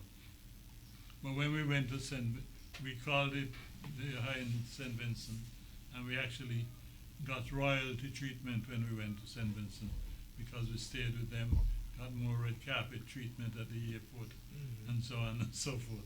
But somebody from here, and I was just curious to know, because I know he died a long time ago, but I'm just wondering What it was. what became of him. Okay, I personally will try to research that. I was looking up Compton during the week, but Cato. now that you told me it's Cato. Where did they meet? I don't know. Interesting. Yes, heavy. It's 12 o'clock, Yes, guys. midday. Yes, midday. The midday hour, Yes. and got another appointment. Yes, okay. Okay, and so Thank you. Well, what it's been my pleasure, and I, having been quizzed, it's sort of put the machinery rolling, because there are 1,000 other things I could talk about now. I'll have to do a little more research, but at least the old cogs are still there. Oh, they're running smooth, man. You're taking on six cylinders. Sticking on six. They're not moving like old cogs at all. They're well-oiled. They're well oiled. And Spencer, we're going to have you back. Most Thank you. definitely, we're going to have you back. It's been an absolute pleasure. What a way to spend Easter Saturday, educating all of us around the table. And Tessa, thank you so much for making this happen. You're welcome. And for giving up 2.5 hours on a Saturday morning where you could be elsewhere That's a to marathon. share great information with the people of I'll send you Nevis. the bill next week. That's not been a marathon yet. Who's the financial man? Thank you. Yes, all right. Well, thank you, Steve. Yeah. Yes, all right. Thank you, Tessa. Thank And you. Mr. Howell. Okay. Those My were the pleasure. good old days. And I would Thank just, you. I would Yes. just add one more time that there are quite a number of persons that haven't been able to share all of the comments, but Yes. quite a number of persons have been expressing appreciation Yes, for the for the information shared. Yes. And so I, we you know, appreciate this. I've been sitting here thinking. I left Nevis at age of 15 and went away for a long, long time, and I've been privileged enough to have come back.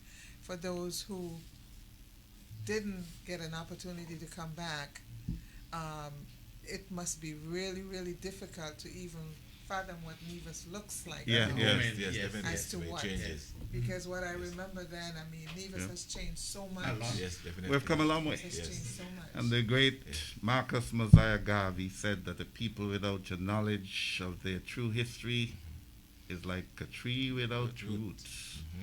It's as relevant when he made that statement as it is today. And that's why I'm always happy to be a part of the greatest show on radio in St. Kitts and Nevis. You've been doing a fantastic job. The good old, we have been doing a Yes. fantastic job. You and your team. have been doing a fantastic Those job were the good old days. of- Yes, of, yes, yes. Thank you I so think- much. Bringing back to life. I have a suggestion to make. Mhm. Why not Oh, you can go back in. Go ahead. why not get employ somebody, if I might mean employ, somebody to come to make notes so that you could have a running comment to you, these things, so that over time you could go back and Have it documented. And document. what Yes. you've documented and what you could copy out to become part of a manuscript. Yes. Yes. We've contemplated that for a while, but as you said, we need support in ventures like that and personnel who are dedicated to the cause. But you're absolutely right. We got to get this in black and white. Well, perhaps some of the listeners out there might want to donate Yeah. the funding to get a young person to help you put this together. And a even to young assist person with the or two. documentation. But your sister, Steve, she had indicated, is it Marilyn? She had indicated some time ago that she wouldn't mind assisting to Oh, she help, did? You know? Yes. I'll call But it tonight. Yes, yes. Hey guys, it's been an Yes, yes, absolute yes. pleasure, but I've got to All right, skip yes. on out. Uh-huh. Okay. And totally happy Easter to enjoy. everyone. Yes. Yes. Yes. Blessings. Blessings. I got to reach you, Oli Beach. Thank you. Yeah. All right. Thanks, Steve. Yeah, man, no Again, problem. man. Thanks. Pleasure.